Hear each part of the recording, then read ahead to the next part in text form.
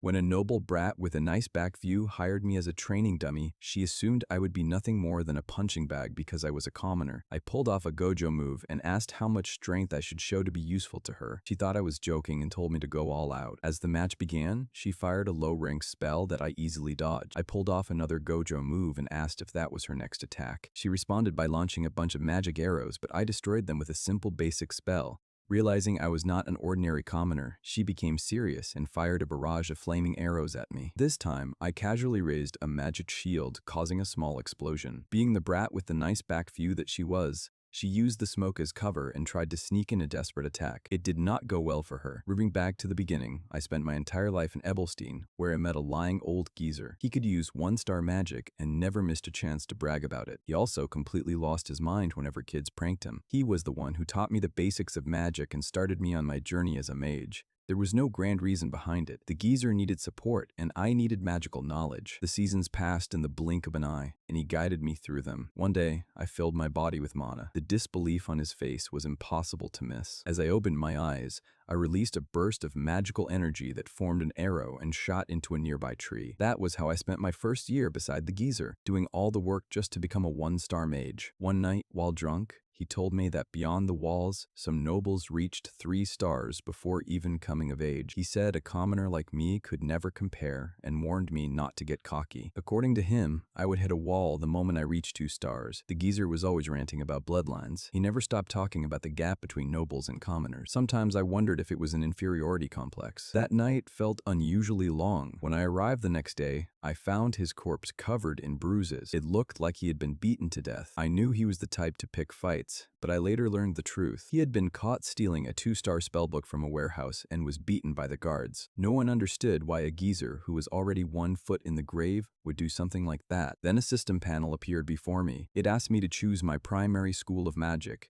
I was not originally from this world. Just like that, 4 years passed. That was when I met Katia Flameheart. She was the former mistress of a fallen noble house and a 3-star mage sought after by every guild. While staying in town, she accepted contracts through the Beldun Mercenary Corps and taught me magic. I learned a lot from her. Most of those lessons began at a tavern called Beldun's Tier. During one of our lessons at Beldun's Tier, Katia told me that every mage naturally develops the desire to climb higher. She said that I had the talent to do exactly that. At the same time, she warned me that excessive greed would only slow my growth. I told her I would remember that. After the lecture, she instructed me to close my eyes and focus on my mana. She told me to calmly sense where it was being generated, understand its flow, and imagine using it to bring my thoughts into reality. I followed her instructions. A blue wave of mana soon spread around my body. She was convinced that I possessed an unusually large amount of innate mana. She also noticed how stable it was, and believed it came from all the practical experience I had gained over the years. Just as I opened my eyes, a loud explosion echoed in the distance. The entire tavern erupted into chaos. Mercenaries rushed outside demanding to know what had happened. Some thought we were under attack. Before I could react, Katia grabbed my hand and told me to stay quiet and follow her. She led me to a secluded location and told me to listen carefully. Katia reminded me that nobles were extremely protective of their privileges, and among those privileges, magic stood at the very top. She explained that people often viewed natural talent as a blessing, but that belief mostly applied to nobles. She then told me that it was incredibly rare for a commoner to reach 3 stars. Every commoner who had managed such a feat had dedicated their entire life to magic. Then she lowered her voice. She explained that what I had just cast was a 2-star delusion-type spell known as auditory hallucination. Without realizing it,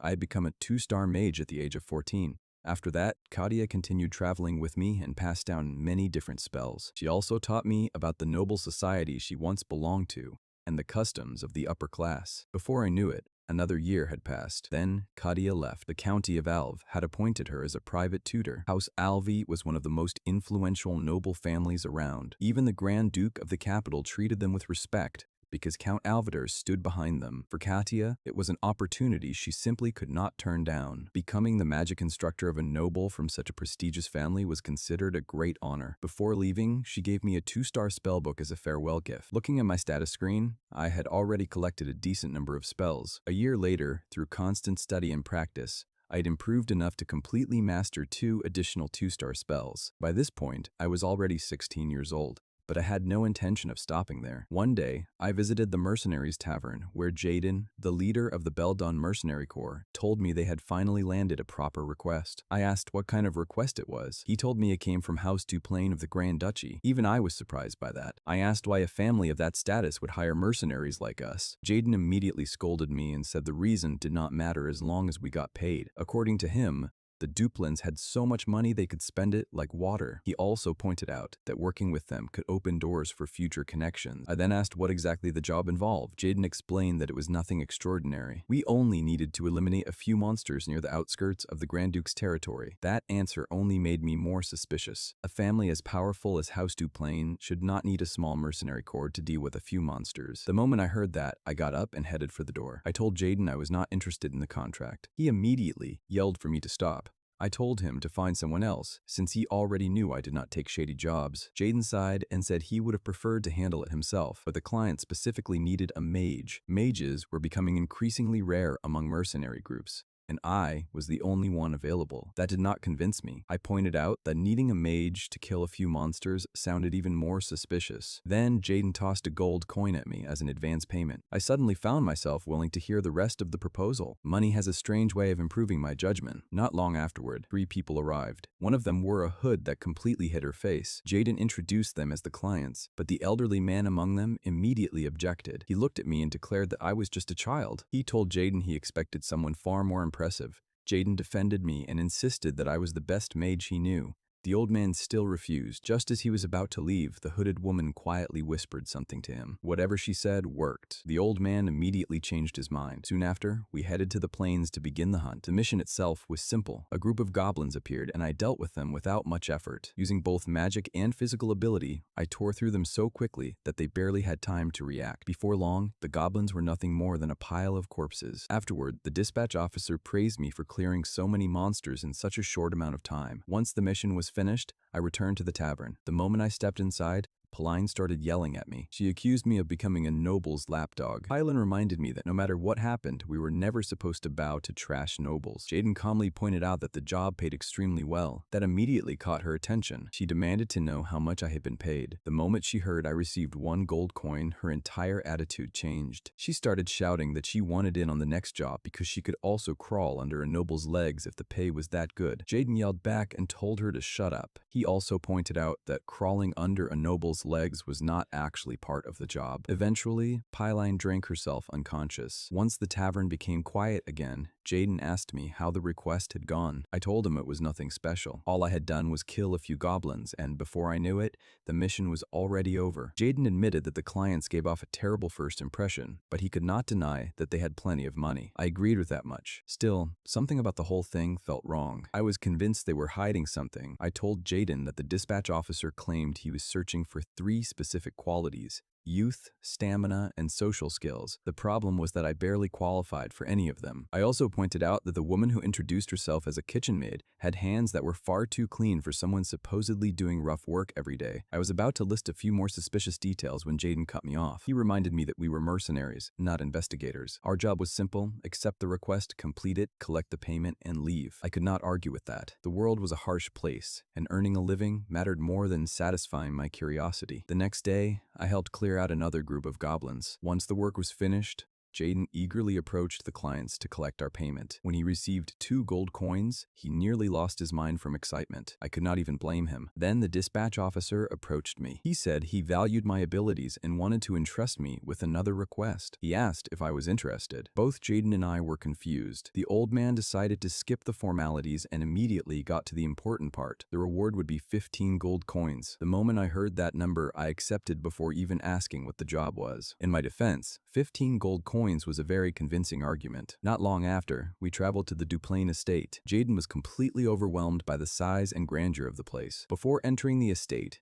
the old man stopped us. He said it was time for proper introductions. He revealed that his name was Dawn, and that he served as the Grand Steward of Duke Duplain's household. He apologized for hiding his identity, and explained that the nature of his duties required discretion. The woman then introduced herself as Katerina. As it turned out, she was not a kitchen maid at all. She was the head maid of the estate. Jaden was so shocked that he immediately bowed and hurriedly introduced himself. None of this surprised me very much. I had already suspected they were hiding their true positions. More importantly, it confirmed found that the hooded woman traveling with them was someone of considerable status. A moment later, she removed her cape. For the first time, I saw her face clearly. With a bright smile, she introduced herself as Aline Eleanor Duplain. Then she revealed the reason I had been brought there. She wanted to hire me as a magic tutor for her younger sister, Della. For a moment, I was completely speechless. A commoner being hired to teach a noble lady was not something that happened every day. While I was trying to process that information, a heated discussion was taking place elsewhere in the estate. Inside his office, Duke Duplain was meeting with his eldest son, Valerian. Their conversation was interrupted when another son, Reg, stormed into the room. The Duke immediately told him to compose himself. Reg fired back that Della was the one who needed that advice. He complained that she had gone too far and had even started beating servants he personally hired. Valerian urged his brother to lower his voice and reminded him that their father was in the middle of an important meeting. Reg ignored him. He told the Duke that 10 servants had already quit during the past month because of Della's behavior. According to him, she constantly broke things whenever she felt like it. He then directly asked his father how much longer he intended to ignore the situation. Valerian finally lost his patience and ordered Reg to leave. Reg refused. Instead, he argued that it was time to let Della go since the family already had Aline. The Duke immediately replied that such a decision was not Reg's to make. Reg continued anyway. He mentioned that Dawn had already investigated a monastery where Della could be sent. In his opinion, it would be better for her to dedicate herself to religious service rather than remain a burden on the family. The moment those words left his mouth, he crossed a line. The Duke stood up and slammed Reg's head against the table. He reminded his son once again that Della's future was not his decision to make. Even then, Reg refused to back down. Despite his father's anger, he insisted that a decision regarding Della would eventually have to be made. At the same time, Aline and I were making our way deeper into the main castle. As we walked, she asked whether I had heard anything about Della. I told her that I had seen Della's name in the Duplain family registry. Aline lowered her head. Her expression became noticeably gloomy. She quietly explained that Della was not well known to the public. As we continued through the castle, we ran into Valerian and Reg. Valerian greeted Aline and asked how her time in Ebelstein had been. Aline politely replied that she had been living comfortably, thanks to his support. Valerian nodded and suggested they catch up later since he needed to tend to Reg's injuries. Not long after, Aline and I entered Duke Duplain's office. Aline greeted her father, and he mentioned that he had already heard about her accomplishments in Ebelstein. With a smile, she gave him all the credit. She then introduced me as the magic tutor she had brought from Ebelstein, explaining that I would be responsible for teaching Della. After the introduction, Aline excused herself, saying she did not want to interrupt her father's work. I was about to leave with her when Duke Duplain asked me to remain behind. Once Aline was gone, the Duke studied me for a moment. He admitted that he was surprised I was still so young. Then he asked whether I could use magic to any reasonable extent. I modestly replied that I knew a little one-star magic. The Duke removed his glasses and became noticeably more serious. He told me that there was no need to lie, because humility was not always a virtue. The moment he said that, I understood exactly what was happening. I was standing in front of a 5-star mage. Someone at that level could see through a weak attempt at downplaying my abilities. I immediately apologized in case I had come across as disrespectful. The Duke waved it off and said he understood why I acted that way. He then pointed out that, judging by my appearance and age, I did not exactly look like someone suited to be a magic tutor. I told him the truth. I was a mercenary. The Duke simply nodded. He said he would not pry into my affairs since Aline had personally selected me. Because of that, he was willing to trust her judgment. He informed me that I would be granted access to the annex where Della lived. Afterward, he said a maid would escort me there. Just as he was about to dismiss me, I stopped him. I told him there was something I wanted to ask. The Duke gave me permission to speak. I reminded him that I was a mercenary. I explained that I had been hired to help Della learn magic and prepare her for noble society. The Duke asked why I was stating something so obvious. I replied that I had a request regarding that matter. Meanwhile, elsewhere in the estate, Della was making life miserable for her maid. She threw whatever she could get her hands on while the poor girl repeatedly apologized. Della eventually screamed at the maid to get out. She even threatened to ruin the girl's face if she ever entered her room again. At the same time, Jaden was having a conversation with Aline. He asked why she had chosen me. According to him, countless magic tutors would gladly fight for the opportunity to teach a member of the Duplain family. He also pointed out that I would have a difficult time guiding Della, since I was a commoner and she was a noble. Aline then revealed that she had already tried hiring renowned magic instructors from all over the continent. every single one of them had eventually given up. That was why she changed her approach. She admitted that I was a mercenary, but she believed I understood noble customs and culture surprisingly well. Jaden then explained why. He revealed that one of my teachers had been a fallen noble who was once quite accomplished. According to him, I had learned many things from that person. Aline finally understood why I appeared refined and polite despite my background. She believed I might be able to gently guide Della and help her change. Jaden, however, could not help laughing. He told Aline that she needed to get better at reading people. According to him, I was a mage who grew up on the streets and had been working as a mercenary before even reaching adulthood. Then he asked her a simple question. Did she really think someone raised in those conditions could survive on refinement and kindness alone? Not long afterward, a maid escorted me toward the annex. When we arrived at Della's room, I knocked on the door. After receiving no response, I stepped inside anyway. Then I introduced myself and offered my greetings to the noble lady I was supposed to teach. Della was sitting on the opposite side of the room when I entered. She told me to come closer. I did as instructed, but the closer I got, the more suspicious her smile became. The moment I stepped within reach, she dumped a bucket of foul-smelling water over my head. Then she mocked me by calling me a sewer rat. Not satisfied with that, she climbed onto her chair so she could literally look down on me. She grabbed another bucket and poured even more stinking water over me, proudly explaining that she had prepared it beforehand. Throughout the entire performance, I remained silent. Eventually, she ran out of water. Seeing that I had not reacted the way she wanted, Della became irritated. She kicked me in the chest, knocking me backward. Then she took off one of her shoes and threw it at me. After returning to her seat, she reminded me that I was nothing more than a sewer rat and should know my place. Before coming to Della's room, I had already spoken with Duke Duplain. I told him that Della's problems would not be easy to solve. That was when I asked whether he was willing to give me full authority over her education. Then I slapped her. The sound echoed throughout the room. For a moment, Della simply stood there in shock. The reaction reminded me of a conversation I had with Katya 3 years earlier. While traveling together, I had asked her what she would do if she had to teach a student who rejected kindness. She told me she would try to understand them, embrace them, and guide them with patience. I replied that her approach sounded too idealistic. Then I asked what she would do if the student wanted none of that. Katya smiled and explained that the purpose of teaching was to lead someone toward a better path. If understanding and acceptance failed, then a teacher simply needed a different starting point. When I asked what she meant, she gave me a very simple answer. She said I should make sure the student feared ignoring me.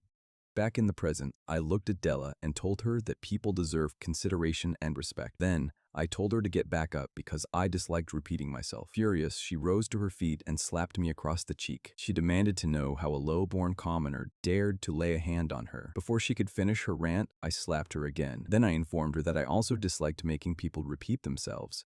To my surprise, Della suddenly smiled. Apparently, she thought she had finally trapped me. She immediately began screaming for Dawn. According to her, I had assaulted her. Within moments, Dawn and several maids rushed into the room. They hurried to Della's side and asked whether she was all right. Dawn then turned toward me and demanded an explanation. He asked what I thought I was doing by striking a member of the Duplain family. He also warned me that there would be serious consequences if the Duke learned about this. Without saying a word, I pulled out a written document. It was a letter personally signed by Duke Duplain. The document granted me full authority over Della's education and allowed me to handle it however I deemed necessary. After reading the letter, Dawn's expression immediately changed. The Duke's signature was unmistakable. There was nothing he could do. News of the incident spread quickly. When Valerian heard what happened, he stormed toward my room in a rage. The moment he arrived, he grabbed me and looked ready to throw a punch. Before he could do anything, Reg stepped in and stopped him. He told Valerian that starting a fight would solve nothing, and that they should discuss the matter like civilized people. I calmly explained that everything I had done was authorized by Duke Duplain himself. Reg backed me up and reminded Valerian that I was Aline's guest.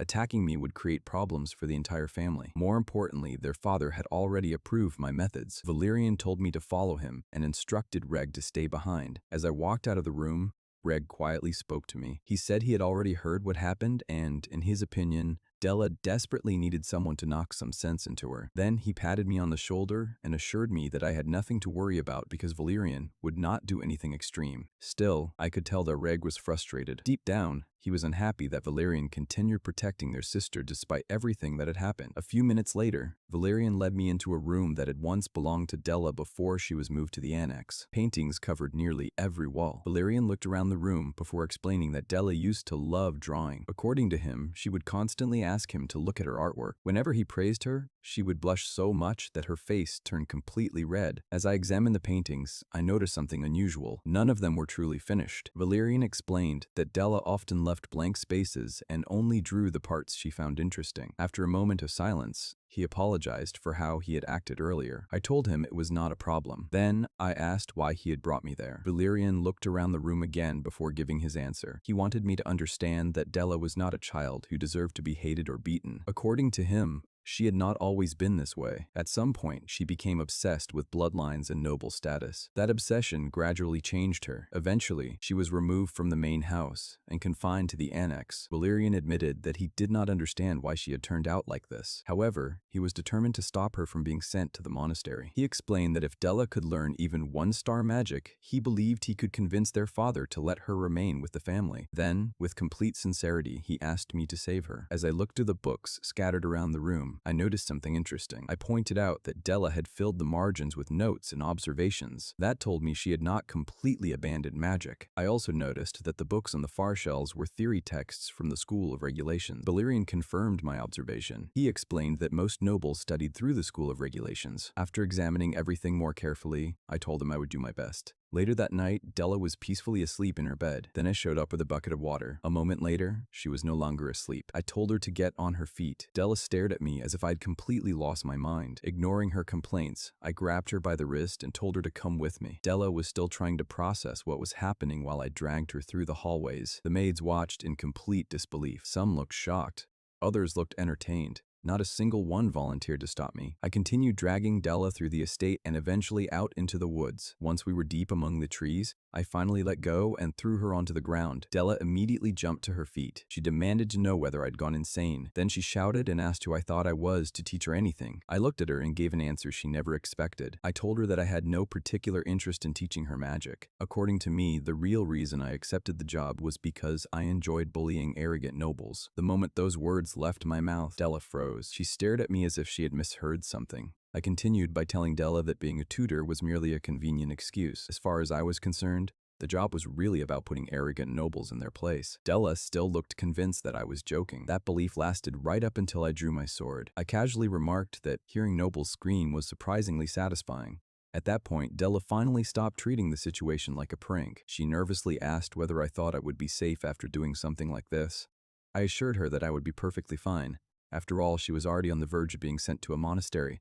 Even if she complained, few people would take her seriously. I also pointed out that if things somehow went wrong, I could always apologize with my life. A commoner's life was not considered particularly valuable anyway. Then I gave her a grin that probably did not help the situation. I mentioned that running away was also an option. Considering how much trouble she caused the family, they might even thank me for removing a headache before eventually forgetting I existed. That was the moment reality finally hit her. For the first time, Della genuinely believed she might die. Without another word, she turned and ran. She quickly realized that heading back toward the estate would be pointless because I would catch her almost immediately. Instead, she sprinted deeper into the forest. Apparently, she knew the woods well and hoped to lose me among the trees before circling back to safety.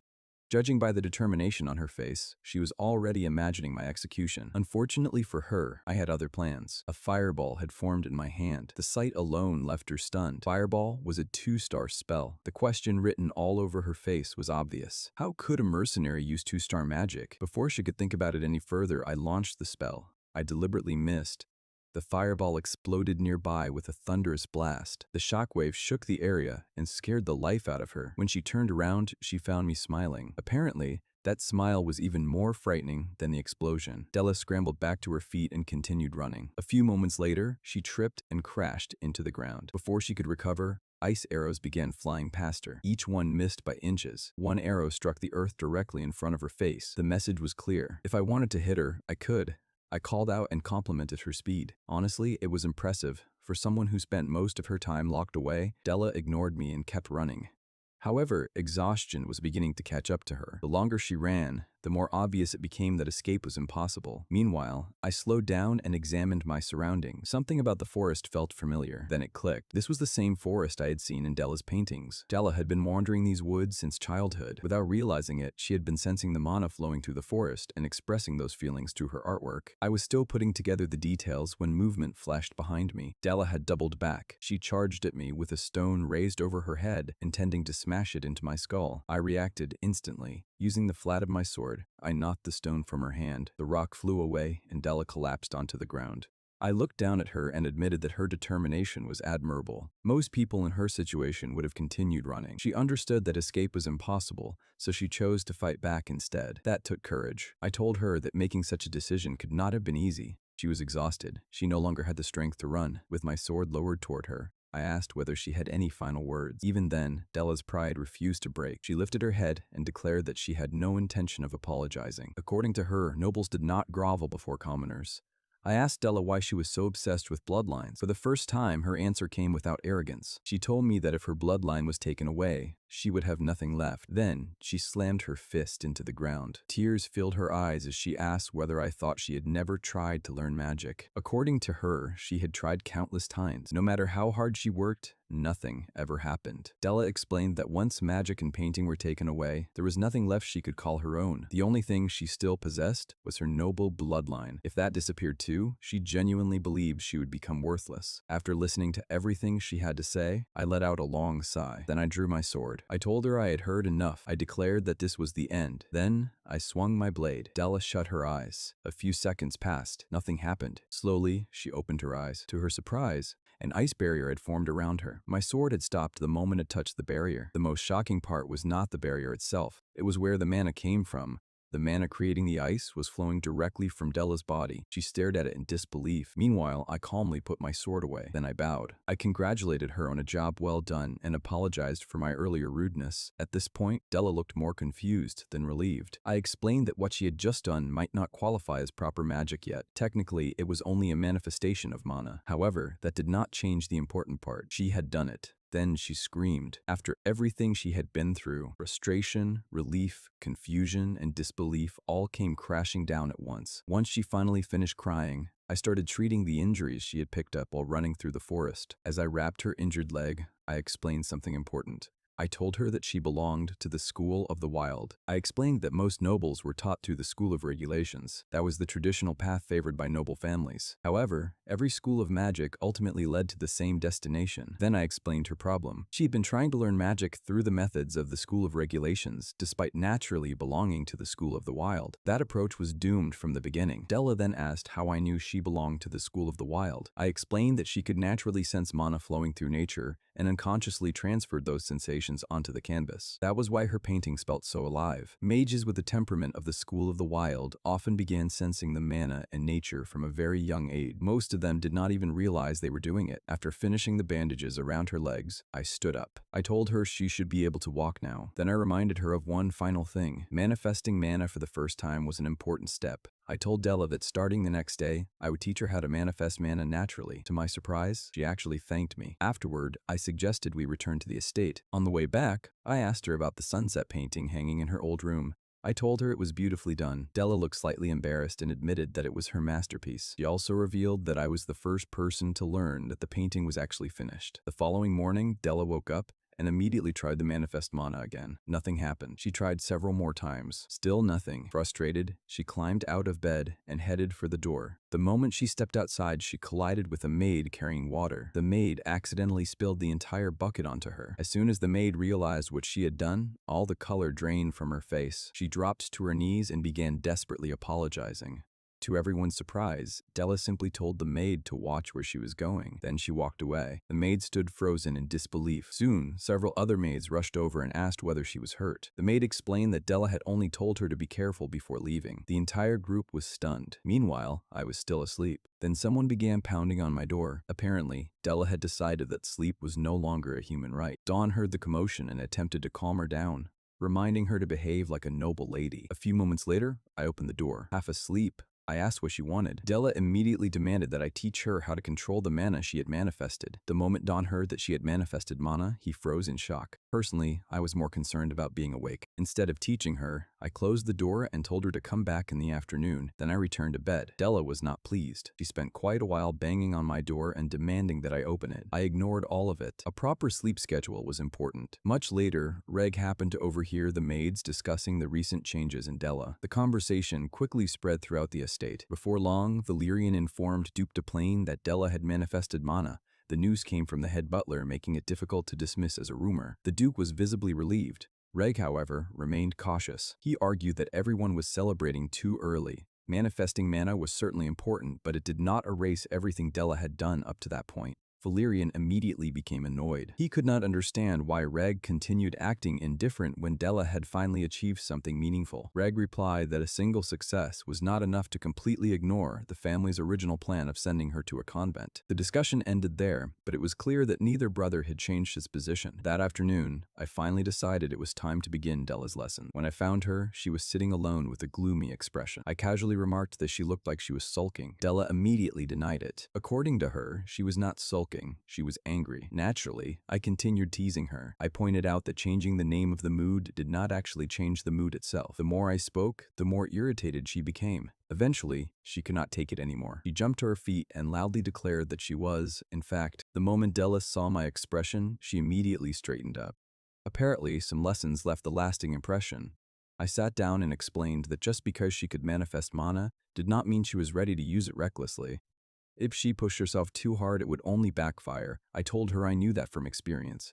Learning was important, but resting was just as important. Since she had already rested enough, it was time to study. Della made a disgusted face and called me a boring, stuffy magic teacher. With a serious expression, I asked whether she wanted me to teach her in a less stuffy way. The moment those words left my mouth, she remembered everything that happened in the forest. Not wanting a repeat of that experience, she immediately corrected her attitude. I informed her that today's lesson would focus on mana manifestation. Once she could freely manifest mana whenever she wanted, learning one-star magic would become much easier. I also explained that the School of the Wild had no rigid structure, making it ideal for self-study. Unlike the School of Regulations, it valued freedom and personal understanding. I told her that she was actually very well suited to the School of the Wild. Della looked confused and asked what I meant. I explained that her free-spirited personality had excellent compatibility with that school of magic. On top of that, she carried the blood of the Duplain family. Whether she liked hearing it or not, she was overflowing with talent. Della's face instantly turned red. She looked genuinely shocked that I was praising her. I confirmed that I was being serious. After all, she had created an ice barrier instinctively under extreme pressure. That alone was proof of remarkable talent. Eventually, she reached a conclusion. I immediately corrected her. Having talent and being a genius were not necessarily the same thing. Della disagreed. According to her, they were exactly the same. Elsewhere, Reg happened to witness some of our interactions. Far from being pleased, he looked increasingly irritated by the progress Della was making. The following morning, Della burst into my room before I was fully awake. She proudly announced that she could now manifest mana on command. The only problem was that she could not control its direction properly. Over the following days, her progress accelerated. Every day she discovered something new, and every day she became excited all over again. One afternoon, I left the annex and sat beneath the tree with a book Duplain had given me. I was enjoying a rare moment of peace. Then, Della arrived. Naturally, she demanded to know whether her father had given me the book so I could avoid working. I told her yes. In fact, I was convinced that was the entire purpose of the gift. Della refused to entertain my nonsense. Instead, she grabbed me and dragged me back toward the annex so she could show off the latest thing she had learned. At a later date, I received a summons from Valerian. When I arrived at his room, he welcomed me inside and invited me to take a seat. After some brief conversation, he asked how Della had been doing lately. I told him she was making steady progress. However, mastering one-star magic would still require more time. Valerian nodded. Then he informed me that his mother had been away attending a social gathering but would be returning the following week. His tone became noticeably more serious. He warned me to be careful around her. Many nobles disliked seeing a commoner occupy an important position. Valerian asked whether I understood what he meant. I assured him that I would keep his warning in mind. Then I asked why he had called me there. Valerian stood and walked toward the window. Looking outside, he explained that he was the future head of House Duplain. Because of that, he believed his duty was to embrace and support every member of the family. To do that properly, he felt that sincerity was essential. The problem, according to him, was that people's hearts were far more complicated than they appeared. Sometimes their thoughts, desires, and values were impossible to understand. He admitted that life would be much easier if everyone shared the same beliefs and way of thinking. Unfortunately, that was not reality. By this point, I was completely confused. I finally stopped him and asked what exactly he was trying to say. Valerian finally got to the point. With a troubled expression, he admitted that Della would not spend time with him anymore. Tears started forming in his eyes as he recalled how things used to be when they were children. According to him, Della would always greet him with a bright smile back then. He wondered where that sweet little girl had gone, and whether he would ever find someone like her again. Then he walked up to me with tears still in his eyes and asked if there was some way for him to regain Della's favor. Valerian Valerian replied that the answer was obvious. I was the only person Della willingly followed around. She was already shouting my name at the top of her lungs. Before I could leave, Valerian stopped me. He pulled out a doll he had made for Della and proudly showed it to me. The problem was that the doll looked less like a gift and more like a cursed artifact. I honestly had to ask whether he was trying to bless someone or haunt them. Valerian immediately looked devastated. While trying not to cry, he admitted that he was completely hopeless when it came to things like this. Not long afterward, Della's mother returned from her journey. She approached me and complimented my work, saying she had heard many good things about me. After introducing herself, she mentioned that she wanted to send me a gift. That was when I clarified something important. I explained that I was not affiliated with any noble house. The statement immediately confused her. Then I decided to be completely direct. I told her that I was a commoner. The moment she heard that, she froze. A week earlier, Aline had thanked me for everything I had done so far. She explained that she would soon be returning to Ebelstein, which meant Della would be entirely in my care. Jaden had also stopped by to say goodbye. Naturally, he spent most of the conversation teasing me. He told me to finish the job quickly and return to Ebelstein before Pauline lost her mind after hearing what had happened. After exchanging farewells, Aline and Jaden departed in their carriage. They had already traveled some distance when Aline suddenly remembered something important. She had completely forgotten to warn me that Della's mother would be returning within the week. Jaden asked why that was something worth worrying about. What he did not know was that Della's mother was practically the embodiment of anger itself. Back in the present, Della's mother stormed straight into her husband's office. The moment she arrived, she demanded to know why a commoner had been appointed as Della's tutor. Duke Duplain immediately looked exhausted. He asked her to lower her voice. She ignored him completely. Instead, she reminded him that Della was their youngest daughter. The Duke replied that he was not particularly fond of the arrangement either. However, every qualified teacher from a respected bloodline had eventually given up on Della. There simply were not many options left. That explanation did not satisfy her. She argued that hiring a mercenary to teach a noble daughter was inappropriate. The Duke patiently explained that capable magic teachers were difficult to find. On top of that, Aline had personally recommended me. Even then, she refused to accept it. According to her, there should be a minimum standard for someone occupying such a position. Then she proposed an alternative. She suggested hiring Flom, the Duke's brother.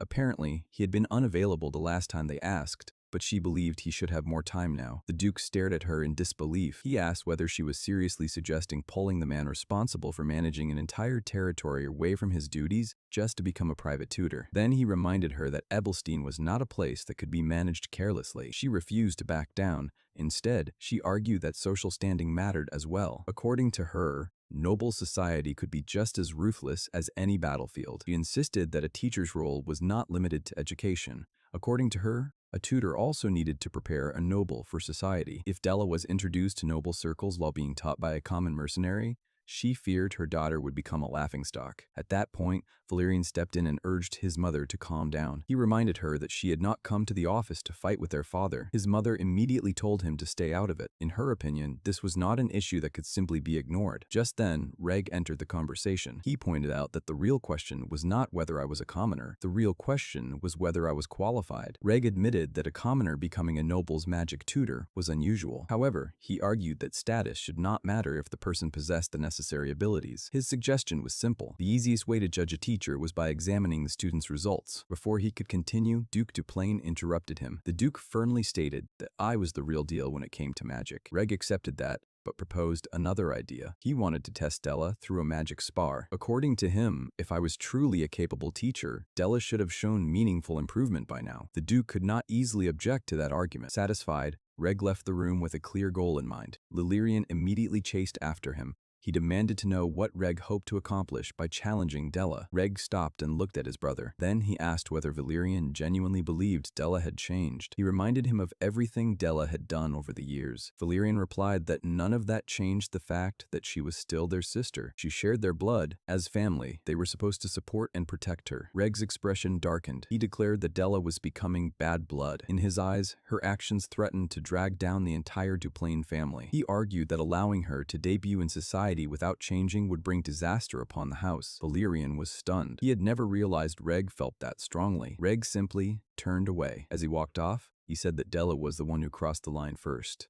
That was why she remained isolated in the annex. The following morning, Della burst into my room carrying the notice for the upcoming spar. The moment she arrived, she informed me that if she lost, I would automatically be dismissed as her teacher. I told her that I was already aware of the situation. I also pointed out that Reg was an experienced one-star mage. Della stared at me in disbelief. Then she yelled. She demanded to know whether that was all I had to say despite the fact that my job was on the line. I calmly reminded her that I was a mercenary. I accepted work, completed it, collected my payment, and moved on. Then I casually informed her that I had already been paid more than enough. That answer left her completely speechless. 1 week later, the day of the spar finally arrived. The arena had been prepared, and many important members of the household were present to watch. As guests continued arriving, I welcomed Duke Duplain. The Duke seemed surprised by how calm I looked. He found himself wondering whether I was simply fearless or genuinely competent. Either way, it reinforced his belief that I was someone valuable to the family. Meanwhile, Reg stepped into the arena. His goal extended far beyond winning. He intended to completely crush Della. In his mind, she needed to confront the consequences of her past actions and regret them down to her very bones. Della had asked whether I truly did not care about her future as long as I received payment. I told her she was missing the important part. Her magical ability was improving rapidly. Even if she could not cast one-star magic immediately, she was getting closer every day. I reminded her that she possessed the blood of House Duplain. Della looked confused and asked why I was suddenly bringing that up. I reminded her of something I had already explained. The School of the Wild was built around self-discovery. That explanation only frustrated her. She demanded to know why I was talking about philosophy during such an important moment. Eventually, she calmed down. Then, for the first time,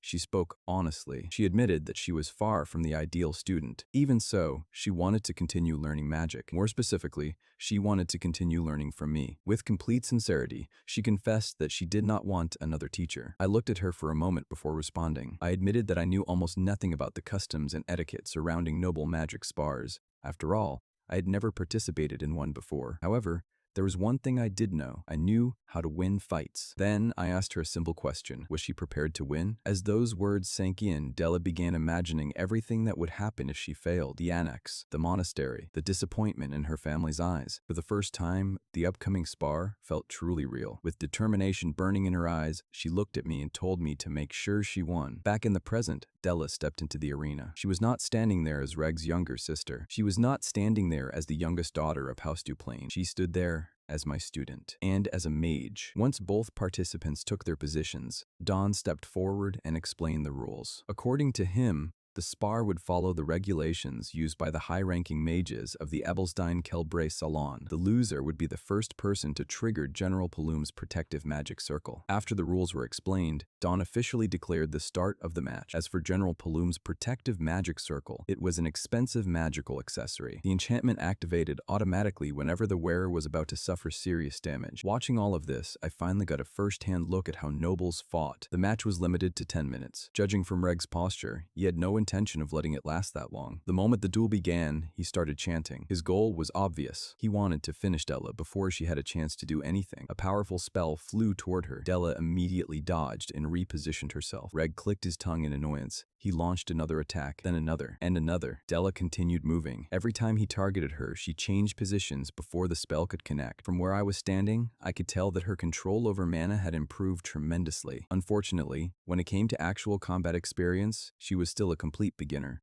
One of Reg's attacks finally cornered her. Della quickly created an ice barrier to defend herself. The sight visibly surprised him. Della was not using a proper star-ranked spell. Convinced that her barrier was nothing more than a cheap trick, he decided to smash through it with overwhelming force. Then he unleashed an even stronger attack. At that moment, Della remembered our training. I had explained that mercenaries fought differently from nobles. Victory was the only thing that mattered. I had warned her that people might criticize her if she won using unconventional methods. However, criticism meant nothing if she was the one left standing. I had asked whether she could accept that. Without hesitation, she had answered yes. Back in the arena, Della abandoned her ice barrier and ran before Reg's attack could destroy it. During our training, I had explained that many mercenaries won battles despite being weaker than their opponents. The reason was simple. They were fighting with with everything available to them. Reg continued bombarding Della with long-range attacks. Meanwhile, Della kept moving. I had taught her that controlling the battlefield was just as important as controlling magic. Mercenaries used terrain. They used every possible advantage. Most importantly, they took advantage of every moment their opponent lowered their guard. Another spell descended toward Della. She raised an ice barrier and blocked it. However, a second attack was already approaching from a different angle. Della failed to notice it. The spell struck. A massive explosion erupted across the arena. The audience gasped. Della's mother immediately panicked. Convinced that her daughter had been defeated, she demanded that the match be stopped. She even shouted at Dawn to intervene. However, Duke Duplain remained calm. He told her to sit down because the duel was not over. She stared at him in disbelief. According to her, everyone had just watched Della get hit directly. If Della had truly suffered a decisive blow,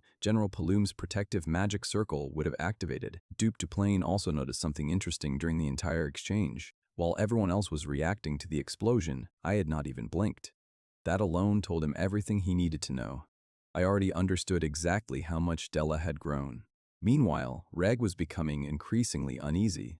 General Palum's protective magic circle had not activated. Suddenly, he noticed a crack spreading across the platform beneath him. Before he could react, several ice spears burst out from below. He barely managed to avoid them. That was when he realized what Della was doing. She was attacking from underneath the platform. By normal standards, leaving the platform should have resulted in an immediate loss. Reg immediately looked toward Dawn, expecting him to stop the match. Dawn remained silent. The duel continued. Only then did Reg understand. The area beneath the platform was still considered part of the arena. Before he could organize his thoughts, another ice spear shot upward. He dodged again, then another attack followed, and another. The attacks kept coming relentlessly. The biggest problem was that he could not see Della. Meanwhile, Della could keep attacking until something eventually landed. For the first time, Reg truly understood what was happening. Della was fighting without a shred of noble etiquette. Then their eyes met. The moment he saw her expression, something clicked. Della looked completely calm. At that moment, Reg realized this was not Della's strategy alone. I was clearly involved. Since that was how the fight was going to be played, Reg decided to abandon convention as well. He removed his coat and prepared to fight seriously. In the audience, Della's mother was horrified. Her daughter was crawling around beneath the platform like some tunnel-dwelling monster. She immediately demanded that the match be stopped. Duke Duplain refused.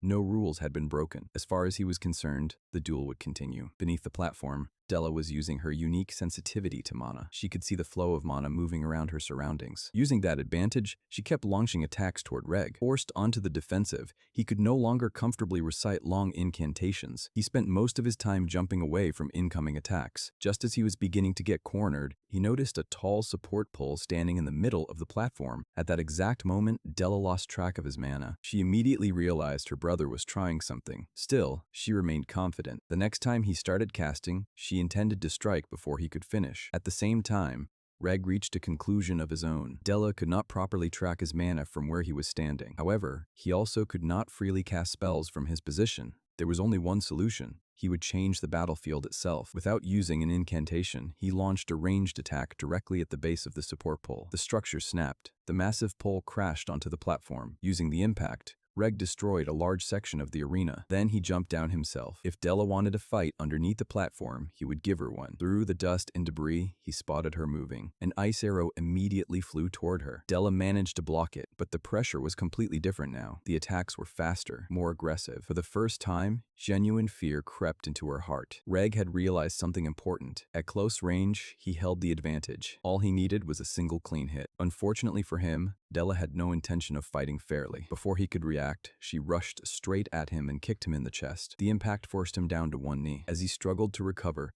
Della threw a handful of dust directly into his eyes. The attack caused immediate pain and completely ruined his vision. The moment she realized he was temporarily disabled, she abandoned the fight and climbed back to the surface. Reg quickly understood what was happening. Della was running low on mana. That was why she was desperately using every trick available. Even so, he refused to believe she could actually win. After all, this duel had been created to test whether Della was worthy. He intended to prove the difference between them. A short while later, Reg climbed back onto the arena. As soon as Della saw him emerge, Della suddenly remembered one of my lessons. I had told her to think of mana as paint. Her spellcasting was the brush. To create magic, she needed to gather the mana flowing around her and shape it into a complete image. That image would then become reality. Back then, she had been amazed while watching me demonstrate the flow of mana. Now, standing on the edge of defeat, she focused on those words. She reached out with her senses. Mana gathered at her fingertips. Following the image in her mind, she shaped it carefully. Moments later, a refined ice spear appeared before her. The spectators immediately noticed the difference. Dawn's eyes widened. Even Della's mother was stunned. What Della was displaying was unmistakable. It was one-star magic. As Della prepared her final attack, Reg decided to stop holding back as well. He gathered every bit of mana he could control and created a large formation of ice arrows. Despite Della's breakthrough, he remained confident. He was still the more experienced mage. Della launched her spear. At the same time, Reg unleashed his barrage of arrows. The attacks collided in the middle of the arena. A massive explosion erupted. The shockwave swept across the battlefield, causing gasps from the audience. Della's mother nearly jumped from her seat. For several moments, nobody could see anything through the cloud of dust. Then, the dust finally settled. A protective barrier had activated. 1 year earlier, Dawn had informed Duke Duplain that a letter regarding an upcoming social gathering had arrived. As they walked through the halls that day, the Duke had noticed Della sitting alone in her room. She had looked isolated, forgotten, almost invisible. Back in the present, the activated barrier belonged to Della. The moment she realized it, the truth hit her. She had lost. All the determination she had built up collapsed at once. Tears streamed down her face as frustration poured out of her. Meanwhile, her mother immediately began criticizing Duke Duplain. She complained that the duel had been crude and unnecessary. She blamed him for allowing such a vulgar spectacle to take place. The Duke barely listened. His attention was completely fixed on Della because he had noticed something important. When he was younger, he had been a knight who followed his king through countless battles. During those years, the king once told him that he possessed the eyes of an ambitious man. Looking at Della now, he saw that same ambition staring back at him. The maids rushed toward her and asked whether she was injured. Della said nothing. She simply continued crying. One maid attempted to guide her away so her wounds could be treated. Della slapped the hand aside. Then she started walking. She stepped down from the arena. She passed Reg, who awkwardly congratulated her on putting up a good fight. Della did not respond. The maids assumed she was heading back to her room. Instead, she kept walking. Eventually, she stopped right in front of me. Tears still streamed down her face. With a trembling voice, she admitted how frustrated she was. Then she apologized for losing. I stood up and looked at her. I told her that losing was not the end. If she felt frustrated, then she should use that frustration. She should climb higher. She should become stronger. My words broke the last bit of restraint she had left. She cried even harder. The maids watched helplessly from behind, unsure how to comfort her. A moment later, her mother arrived. Without saying anything, she pulled Della into a tight embrace. Della looked as though she wanted to speak. Her mother gently stopped her. She told her that explanations could wait. Right now, she needed treatment. After escorting Della away, the woman turned around and walked directly toward me. The warmth she had shown her daughter disappeared instantly. The moment she stopped in front of me, she exploded with anger. She called me a vulgar wretch. According to her, helping Della become a one-star mage did not make me impressive. Without hesitation, she slapped me across the face. She accused me of nothing but teaching her daughter cheap tricks. Then she grabbed my shirt and shouted that I had turned the Grand Duke's daughter into something disgraceful. Another slap followed immediately. Her voice rose even higher as she continued hurling insults, demanding that I show some dignity. Before the situation could escalate further, Duke Duplain arrived. Della's mother quickly turned to him expecting support. Instead, he stepped forward and slapped her across the face. He told her she was the one behaving disgracefully. She froze in shock. She could not believe she had been struck over a commoner. Duplain calmly agreed that I was indeed a commoner. However, he also reminded her that I was Della's teacher. He asked what kind of parent treated their child's teacher in such a manner. Then he turned to me and asked me to forgive her, explaining that everyone had their own way of expressing love for their child. I took a deep breath and told him it was fine. Duplain then instructed me to follow him to the audience room for a private discussion. As we walked away, Della's mother was left stunned, unable to comprehend what had just happened. Once we arrived at Duplain's office, he praised my work with Della. He told me he intended to reward me properly. Then he offered me something unusual. He asked if I wanted access to the highest rank permitted to a commoner, 3-star magic. I was surprised by how directly he had asked. It felt like he already understood me better than I understood myself. As a 5-star mage and Grand Duke of the nation, he held immense authority. Without hesitation, I agreed. Before offering the reward, he acknowledged that I had guided Della well so far. However, he also stated that her current progress was still not enough to survive in high society. I replied that there were many people capable of guiding her from this point onward. Now that she had found her path, I was confident she would continue to improve quickly. Duplain disagreed. He told me that what Della needed was not just an instructor,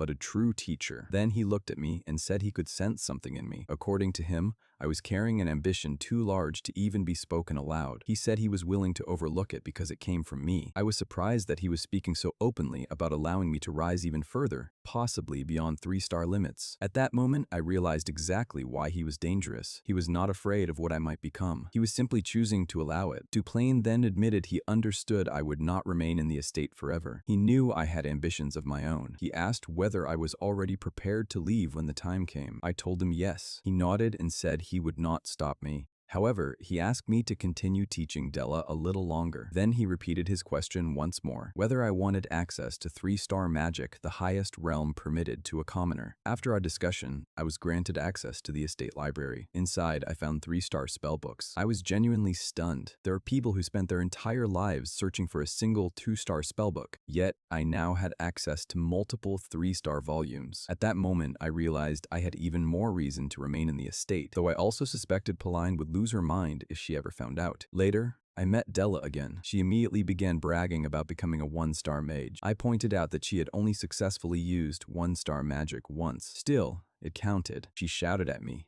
asking if I was not at least happy that my apprentice was making progress, especially since I was so focused on my book. I did not give her the response she wanted. Eventually, she backed off on her own. I did, however, acknowledge her progress. She had come a long way in a short time. That reminded me of the day she had cried after losing the spar. Della immediately tried to act tough. She claimed she had not been crying, only that dust had gotten in her eyes. She also admitted she had been worried I would be fired, and she said she wished her father had told her earlier that I was not going anywhere. At that point, I suggested we begin the day's lesson. Della was improving quickly, so it was time for her to start learning additional 1-star spells. She immediately latched onto my words. To her, it sounded like I was confirming she was a genius. I pointed out that her progress was unusual, especially for someone who had only recently learned mana manifestation. Della took full advantage of that statement. She proudly reminded me that she always followed through on what she said she would do. Then she began enthusiastically listing spells she wanted to learn. One of them was Magic Arrow, since it could be cast without a chant. While she continued planning, I cut her off. I told her she would be practicing mana manifestation again. Della froze. She had clearly expected to move directly into 1-star spells. I explained that there were many reasons for this decision, but ultimately, fundamentals mattered most. Before I could elaborate further, she suddenly agreed. She admitted she had gotten ahead of herself and assumed we would be focusing on 1-star magic. Then she noticed I was staring at her. She asked why. Teasingly, she wondered if there was something on her face. I told her no. I was simply surprised that she was listening so obediently. Della immediately responded with attitude, insisting she had always respected my instructions. I reminded her that she had once poured dirty water on me twice. Her expression collapsed instantly. She looked genuinely shocked that I still remembered. To avoid letting the mood sink further, she quickly shifted her tone and suggested we continue training. We spent the rest of the day on practice until dusk. By then, Della was completely exhausted. I took a short break and mentioned that I had heard she would soon become busy. She confirmed it. Starting the following week, she would also begin attending etiquette classes and general noble education. I told her that was a positive development. She had already reached 1-star magic, so it was time she received proper noble training. Della did not look pleased. She complained about everything she would be forced to study: basic etiquette, foreign languages, history, geography, botany, piano, even sewing. She wondered aloud how Aline had endured all of it. I was also impressed. That was exactly why Aline was called the Flower of Duplain and held such influence in Evelstein's high society. Della insisted she only wanted to study magic. I told her that was fine. After all, Duke Duplain had personally granted me considerable authority. Della, however, was not convinced. I asked her who she thought would stop me. She immediately answered, her mother. According to Della, her father might have accepted me, but her mother was not someone who would simply let things go. I asked why her mother was so determined to remove me.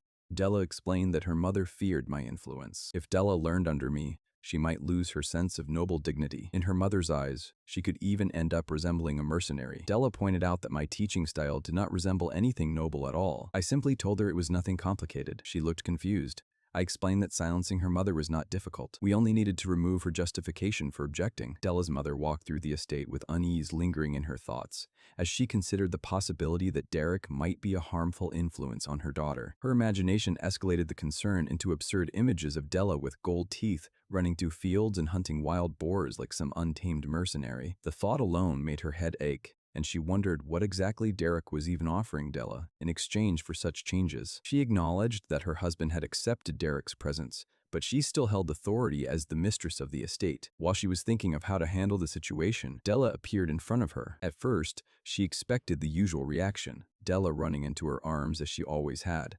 But something was different. Della was dressed properly in a refined, noble outfit and greeted her with composed etiquette. She explained that she had been unable to leave the annex earlier due to her injuries and apologized for not meeting her properly. She added that she had many things she wanted to discuss, but she was already scheduled for a piano lesson that morning. Her mother stood frozen, unable to process how polished her daughter sounded. Della then calmly stated that she had to leave because her education schedule was tightly arranged. Before leaving, her mother asked if she had already begun etiquette lessons since they were supposed to start the following week. Della confirmed that she had already started. That answer left her mother even more confused since the lessons had not officially begun. After a brief exchange, Della excused herself and left. As she walked away, she even politely advised a maid not to overwork herself. Everyone watching, including her mother, was left stunned in silence, trying to understand what had changed in her. Elsewhere, Aline was speaking with her friends in the noble district of Eelstein. They mentioned that she had looked worried during the previous gathering, but now she seemed different. Aline was slightly surprised and apologized, saying she did not intend to worry anyone. She explained that most of her concerns had already been resolved, so she felt much calmer. Her red-haired friend, Alenta Belmyrd, admitted she had been worried after hearing that Aline had personally gone outside the noble districts to find a teacher. Aline thanked her for her concern and explained that it involved her younger sister, Della, who needed a proper magic tutor. Because of that, she had gone personally to find someone suitable. Alenta was surprised that Aline herself had taken such steps, assuming the teacher must be highly exceptional. Another friend, Denise Veltis, confirmed the situation and added that she had also heard updates about Della. Aline then shared that she had seen Della recently and barely recognized her. She said Della had become well-mannered and composed, almost like a different person, and had even manifested one-star magic. She admitted it made her feel like she needed to improve herself as well. Denise was surprised that Aline was openly speaking about Della, since the family had previously kept her out of public attention. Denise concluded that this transformation must have been the result of the new magic teacher. Aline agreed, stating that although he had no noble status, his ability was undeniable. That was why she had gone all the way to the Beldun mercenary corps to find him personally. Alenta was surprised again upon hearing that the teacher was a mercenary. Still, what interested her most was the fact that someone of that background had managed to transform Della from an unruly child into a composed young lady and a one-star mage. She then asked Alwine for the teacher's name, saying he would likely become well-known soon, and she simply wanted to know it before that happened. Iceline revealed that her sister's teacher was me. Back at the estate, Della and her mother were mid-conversation. Della mentioned I had been teaching her etiquette and that learning it alone had been difficult. Her mother, Yahello, responded by saying it was nice that she was studying on her own.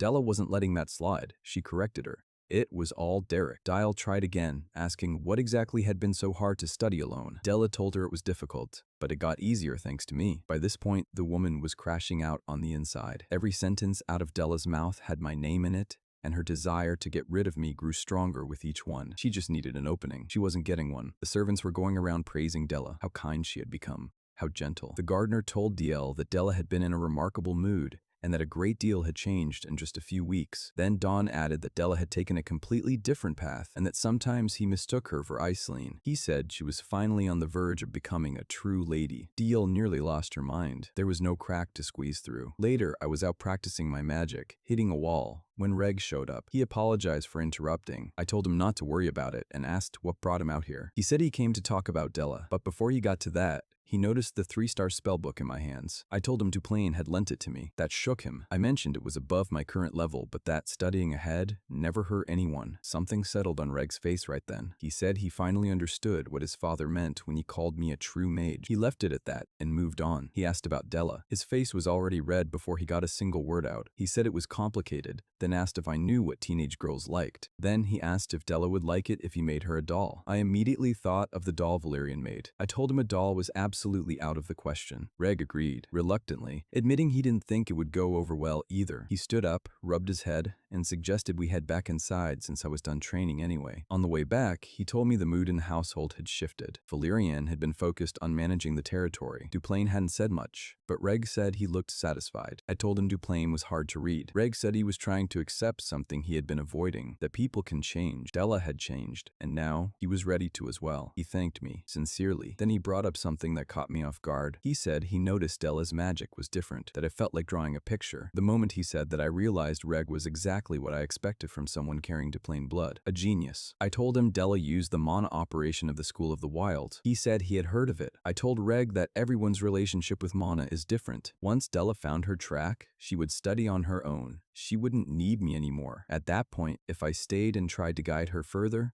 I'd only be in the way. Reg sat with that for a moment, then said he understood, but that Della's time to shine would come regardless. I didn't argue with that. 2 months passed. Della was getting her hair done by one of the maids, picking out flowers to decorate it with. She held one up, said it smelled nice, then mentioned she was now comfortable with 1-star magic and had gotten closer to the servants. She said she had missed so much and that it was all thanks to me. The maid told her the happiness was written all over her face and asked if she was excited for her magic lesson. Della seemed surprised it was that obvious. She asked the maid to set aside one of the leftover flowers so she could give it to me. That same day, the flower fell from her hand. I told her I was leaving. There was nothing left for me to teach her. I told her that was how the principles of seasons worked. There is no eternal winter, and there is no eternal spring. I met with Duplain afterward. I told him Della belonged to the School of the Wild, which he already knew. I told him that if he continued involving himself in her growth, he would only clip her wings. Duplain heard all of it, understanding exactly what I was saying. There was no reason for me to remain in the mansion. He took a deep breath, stood, and walked to the window.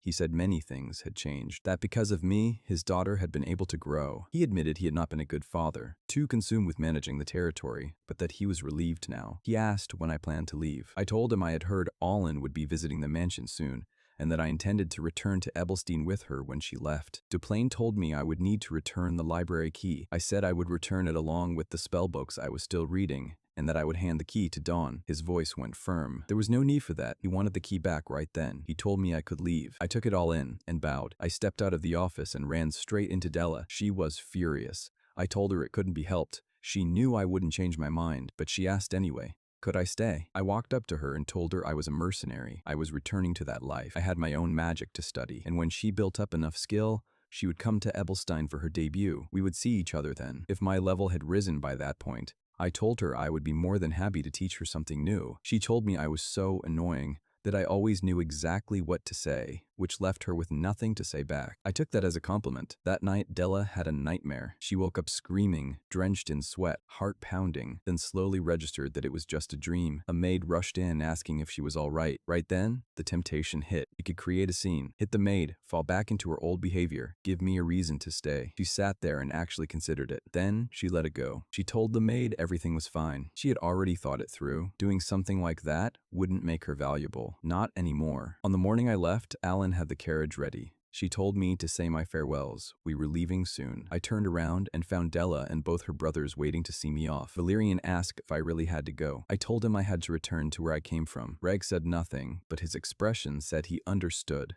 Life in the mansion had not been easy. Valerian told me to contact him if I ever needed anything. He meant it. I turned to Della. She was clearly not ready to talk. She held out as long as she could, then gave in when she realized I wasn't going to stop looking at her. With full attitude, she asked if I thought she was going to beg me to stay. She was no longer a child. I told her it had been an honor to teach her, but I couldn't proudly call myself her teacher. I asked her to remember the magic she had learned. She told me she was going to tell everyone I was her teacher, proudly, which meant I had no chance of living quietly anymore. After all, I was the teacher of the great Della Duplain. Then, as if catching herself being too soft, she turned away and told me to take care of myself and not do anything pointlessly dangerous. I told her I would be fine. I told her not to overexert herself either. She scoffed and said she was already an adult and could take care of herself. I had said those exact words to Kadia once. Kadia had held me tightly when I left, urging me to take her words to heart. Standing there with Della, I finally understood what that felt like from the other side. I walked up to Della and patted her on the head. I told her she didn't need to become an adult so soon. She started crying. As I turned to leave, she called after me. A proper farewell this time. She said she hoped we would see each other again. I bowed and told her I would like that very much. In Ebelstein. I arrived at the commercial district of Ebelstein and walked into the tavern. Pine was in the middle of beating someone up. She stopped the moment she saw me. I smiled and told her I was back home. Jaden slid an expensive bottle of wine across to me. Something nobles drink, he said. A welcome gift. I thanked him. Klein looked me over and asked if I had always been this pale, because I looked worse after living at the Duplain estate. She wanted to know what happened there. I told her nothing serious.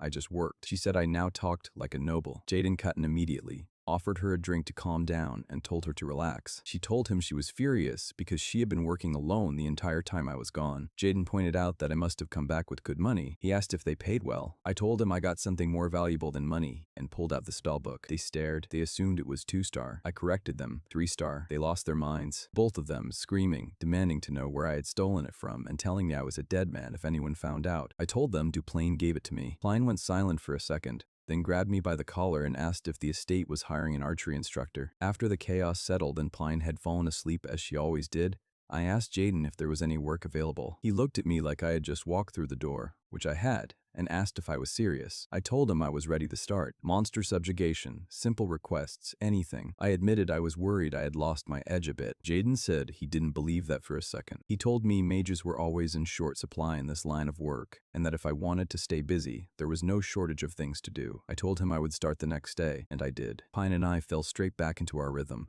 moving through monster territory back to back. No gaps, no wasted movement. We worked through several areas, clearing as we went. By night, I pushed at the 3-star wall. Every attempt ended the same way. A large explosion, hands nearly shattered, and nothing to show for it. I had a solid grip on 2-star spells. The wall to 3 was a different matter entirely. From summer through to the hard cold of winter, Pauline and I were out there taking contracts and putting down monsters. When we finally returned to the tavern, Jaden looked at us and shook his head. He said it was good to be young. Only youth could explain going back and forth across the Kent Mountains in weather like that. He added that we were probably the only two crazy enough to come back with a harpy's head in those conditions. Line exhaled slowly and said she finally knew what it felt like to be alive. Jaden told us to rest the next day. We had earned it. Then he said a request had just come in that suited my taste. Expensive, he said. Relatively easy. It had come through the Royal Mercenary Corps on West Street, from a Count Belmard. They were looking for a commoner to assist with magic sparring, which, translated plainly, meant they wanted a punching bag. Jaden said all I had to do was take a few hits and collect the coin. I told him I would take it. Elsewhere,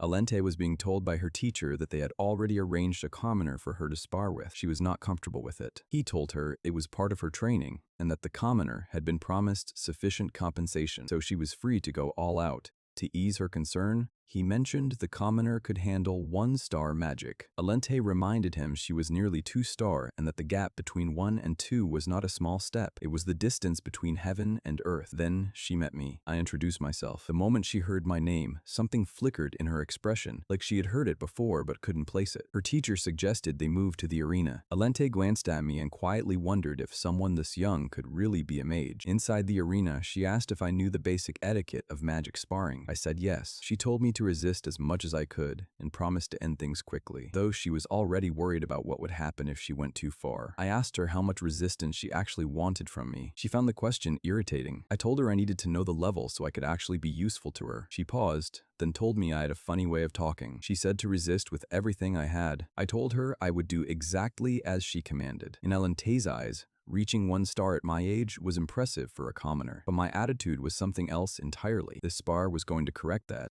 Remind him that between commoners and nobles, there was a line that simply did not move. She chose Shockwave, a 1-star spell. It had no visible form. To sense it, you had to read the magic the instant it was released and judge its range before it arrived. Alente felt it immediately. I told her the next attack was coming. That lit something in her chest. So the arrogance had skill behind it. Fine, but skill didn't close the gap between a commoner and a noble. She shifted to ice arrows, not the rough, half-formed kind. Hers were clean, sharp-edged, and precise. Dozens of them rose into the air and circled like they were alive. Her logic was straightforward. If I wanted to dodge, she would use volume to make dodging impossible. I flicked out a single magic arrow.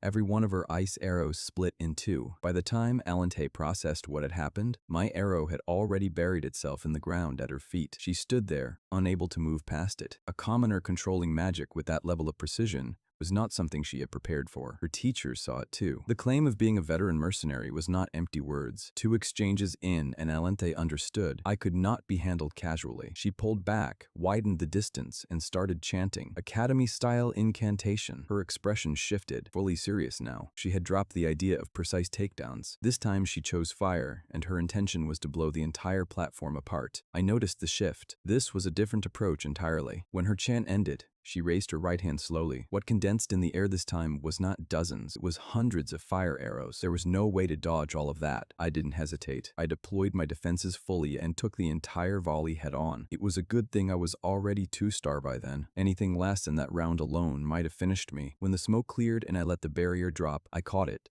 A faint flicker of magic. The fire arrows had been a distraction.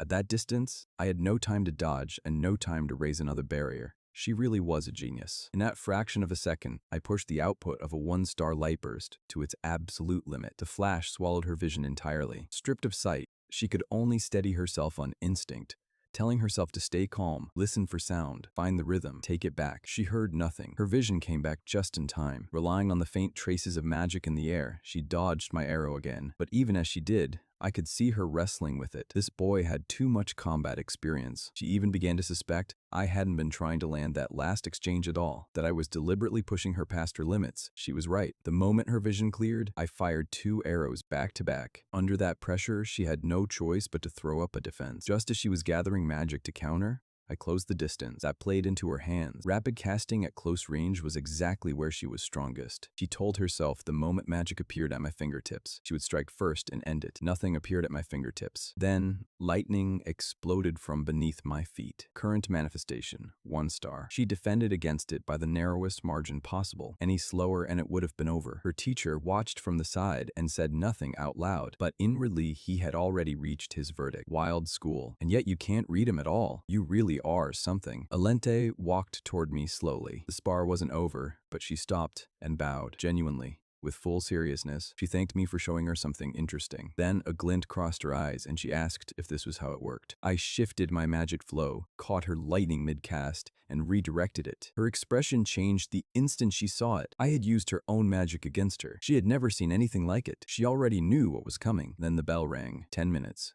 Time was up. Result, draw. I held back the spell I was about to release, saluted calmly, and told her she had worked hard, as if nothing had happened. We both knew it wasn't a draw. After that, her attitude toward me shifted. She told me I was an outstanding mage and that she had never seen reflexes like mine. She said that for someone who understood the noble world so well, I must have worked harder than most people could imagine to get there. I told her survival as a mercenary doesn't leave much room for choice. She told me there was no need to be modest and that she respected people who were willing to put in the work. Then she warned me that her old teacher behind her wasn't particularly fond of me, and I should probably avoid provoking him further. She said she had learned a great deal, and that next time we sparred, she hoped the result would be better. I told her with her ability, there was nothing to worry about. The half-baked opponents weren't worth her time. The one she actually wanted to defeat was someone else entirely. A face surfaced in Alente's mind. Iselin Eleanor Duplain, the one opponent she had never once beaten, no matter how many times they crossed hands. She told me I could head back, and that if I was ever needed again, I could send word through the captain of the Beldon Mercenary Corps. Then she stopped. Beldon Mercenary Corps. Derek. She had heard that name before. At the last salon,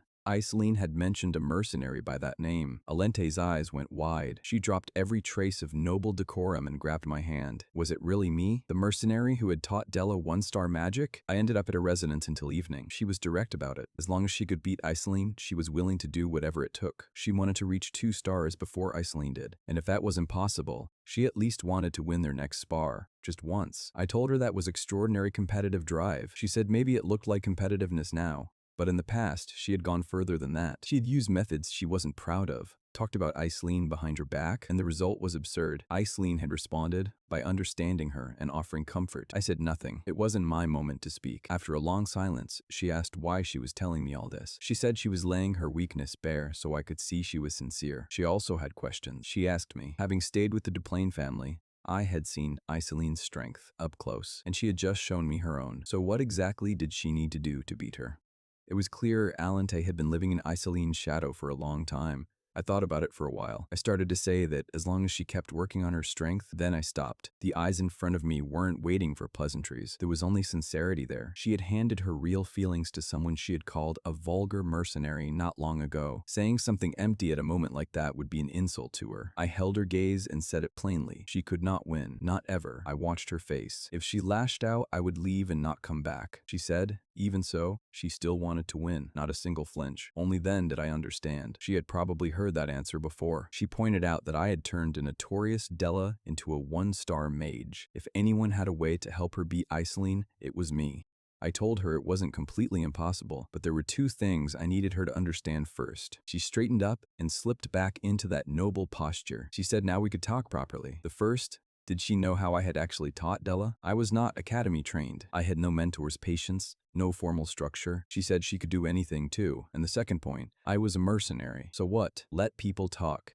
Let them say the famous Miss Alente was learning magic from a mercenary. She was serious about this. She intended to become someone renowned across the entire empire. If she couldn't even take first place in the L-Best social circle, that would be embarrassing. She told me not to use trivial reasons to question her sincerity. She understood better than anyone what mattered more than pride. I listened to all of it the way I would listen to a commission briefing. Then I told her she had to pay a reasonable fee. There were no mercenaries in this world who worked for free. She froze completely. The moment she realized she had misunderstood the whole second point, her face went red. She said any amount was fine, then quietly asked if the room felt a little warm. It did not.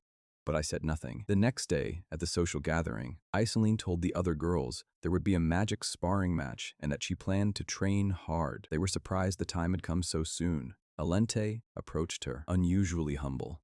Iseline told her she had just been talking about her. The two walked off together and Alente said she needed to prepare. She had not lost a single match recently and carried the name Flower of House Duplain. Iseline smiled and said, since her opponent was the red-haired one, she couldn't afford to drop her guard. Alente mentioned she had found a new instructor and was feeling confident. Iseline was surprised she trusted him so quickly. Alente corrected her. It wasn't that she trusted the instructor. It was that she trusted Iseline's judgment of him. Then she told her the instructor was Derek. That caught Iseline off guard. Alente had been expecting frustration, maybe jealousy. What she got instead was genuine warmth. Iseline said I was someone she trusted. Alente hesitated, then thanked her. It wasn't the reaction she had prepared for. As Iseline stood there quietly thinking, remembering something Della had told her, Alente smiled to herself. Certain Iseline would be burning with envy, knowing I was now hers as a tutor.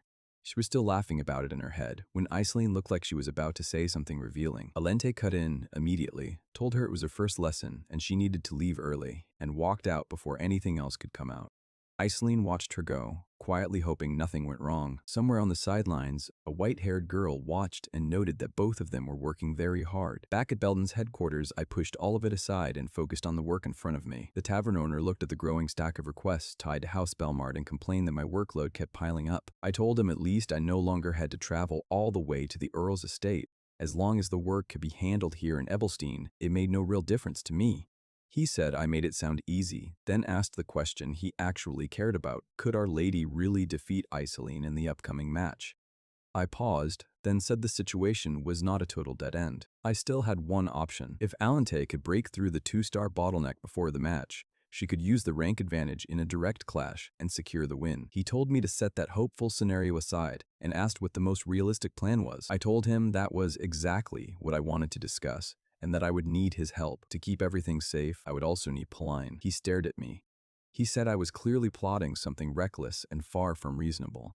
I told him the entire plan was dangerous from the start. At that exact moment, Pauline burst through the door. She announced loudly that it was very dangerous, that those people were complete swindlers, that they had scanned her thoroughly, made her suffer, and squeezed every last coin out of her. The captain and I sat in silence and let her finish. By evening, I arrived at House Belmard. I told her the first step was live combat training, 10 consecutive rounds. Only after that would we examine the finer details of her magic in depth. I told her I needed to see her true combat ability first. She said the approach suited my mercenary background perfectly. Even the lessons were brutal. I told her if she was ready, we would begin. Training ran until sunset. By the end, the courtyard looked like it had been through a small war. Alente was bent over, gasping, wrung out completely. I told her she had worked hard and to rest 10 minutes. After that, we would move on to fundamental magic theory. She stared at me. 10 minutes. She said she didn't have a single shred of mana left. I told her if she truly pushed, she could still draw some out. Then I told her the shapes of her spells were wrong and to sharpen her concentration and form 10 more ice spears. She forced the magic out. I told her she was still 5 short. Then I ordered 100 mana arrows. She said weakly that she genuinely had nothing left. She eventually collapsed flat on the ground. Only then did I tell her she had worked hard and could go eat dinner. I asked if she was all right and mentioned that if she truly felt she couldn't continue, giving up was always an option. She sat straight back up. She asked if after putting her through all of that, I was seriously telling her to quit. She said that before we started, I had spoken with such grave warnings she had expected something truly unbearable, and this was just ordinary hard work.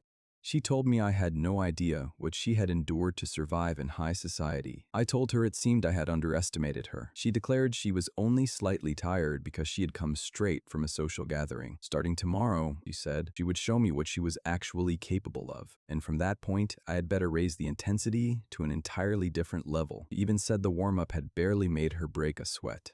I paused at the word tomorrow and asked what she meant by that. She looked confused. I reminded her of what I had said earlier. This was dinner break.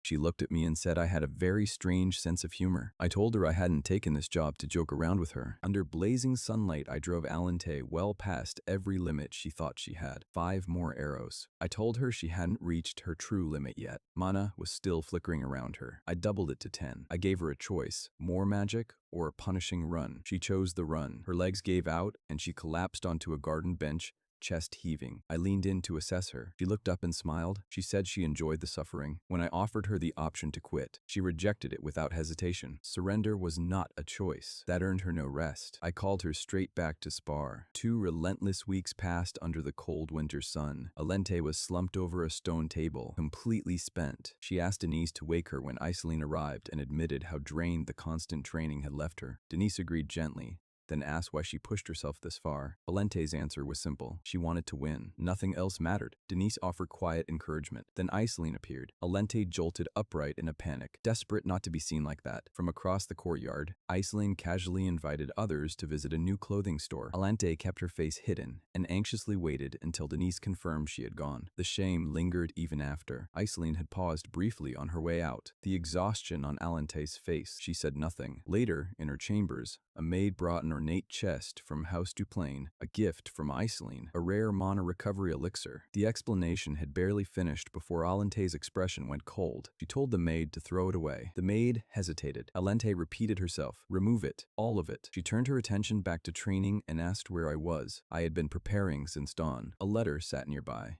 A note from Iceline's territory, warmly written, wishing everyone well as winter arrived. Alente read it as petty. She walked into the courtyard where I was waiting, skipped every pleasantry, and asked me for an honest evaluation of her progress. I studied her in silence for a moment. Then I told her she should consider giving up. That lit a fire in her. She challenged me. Furious. I offered a hollow apology and did not take it back. Her voice trembled as she told me her only goal was victory. She demanded to know how to defeat Iceline. She had hired me to help her win, not to tell her it was hopeless. If I wasn't going to help, I could leave. I didn't move. I asked her what she would do if victory was impossible. I told her an obsession with winning could become its own obstacle, that there were times when accepting defeat was necessary for growth. Tears spilled down her face. And then everything came out. She confessed all of it. The rumors she had spread about Iceline, the resentment she had fed for years. She admitted she was petty, jealous, and then, in the middle of it all, she reached the truth she had been circling around the entire time. She no longer had a real reason to hate Iceline. The hatred had never truly been aimed at Iceline. It had always been aimed inward. Her voice broke as she said the word self-hatred. The obsession with winning was never about Iceline. It was always about escaping her own sense of inferiority. She had wanted me to see her resolve, even if it meant showing me her ugliest self. Silence settled between us. Then I stepped forward. My voice was steady. We were going to win. That was my answer. She looked up. She gave a single nod and stepped forward. Days later, a carriage rolled to a stop outside the residence of Count Belmart. Alente's former teacher stepped out and surveyed his surroundings. A red-haired man approached with composed ease, welcomed him, and remarked that the journey to Aberstein must have gone smoothly. The noble acknowledged the journey must have been tiring and invited him to sit.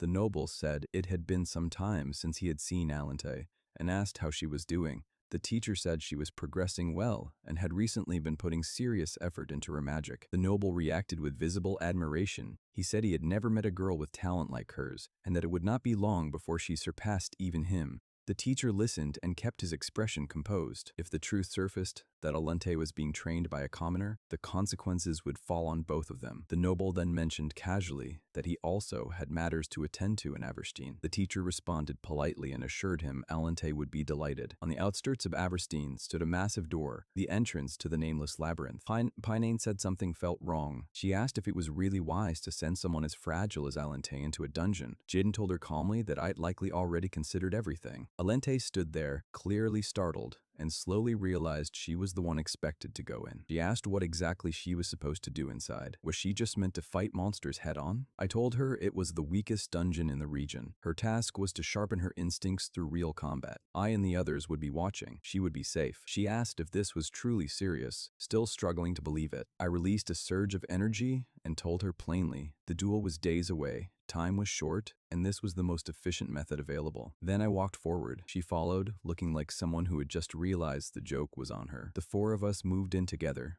Silence closed around us immediately. She hesitated and asked what was waiting inside. I told her to stay alert at all times. Even the weakest dungeon could kill you if you stopped paying attention. That didn't help her nerves. Peeling called it first. A horde of goblins coming fast. Awente reacted loudly. Then, Jaden identified something larger in the dark, something resembling an ogre. I turned to Jaden and asked if he could handle it. He smirked and said that depended on payment. I let another surge of energy out and told him we could discuss payment after we survived. Every pair of glowing eyes in the darkness turned toward us at once. Alente stood frozen. The reality of fighting monsters. The goblins charged. I stepped to the front and met them head-on. Behind me, Alente tried to speak. Fear had taken most of her voice. I ordered Paline to cover her and pushed forward. Paline worked from distance, arrows clearing threats from multiple angles. I moved through them with sword and fire, cutting a clean path. The three of us ran like a machine. Alente stood completely still in the middle of it. Then she sensed something massive behind her. She turned. Jaden was already in its path, quietly wondering aloud about the bounty on the creature. The giant goblin swung. Jaden stepped in and took its arm off in one clean motion. She watched all of it, and something in her composure crumbled entirely. She could actually die here. Everything around her felt impossible to process. I turned back and told her sharply,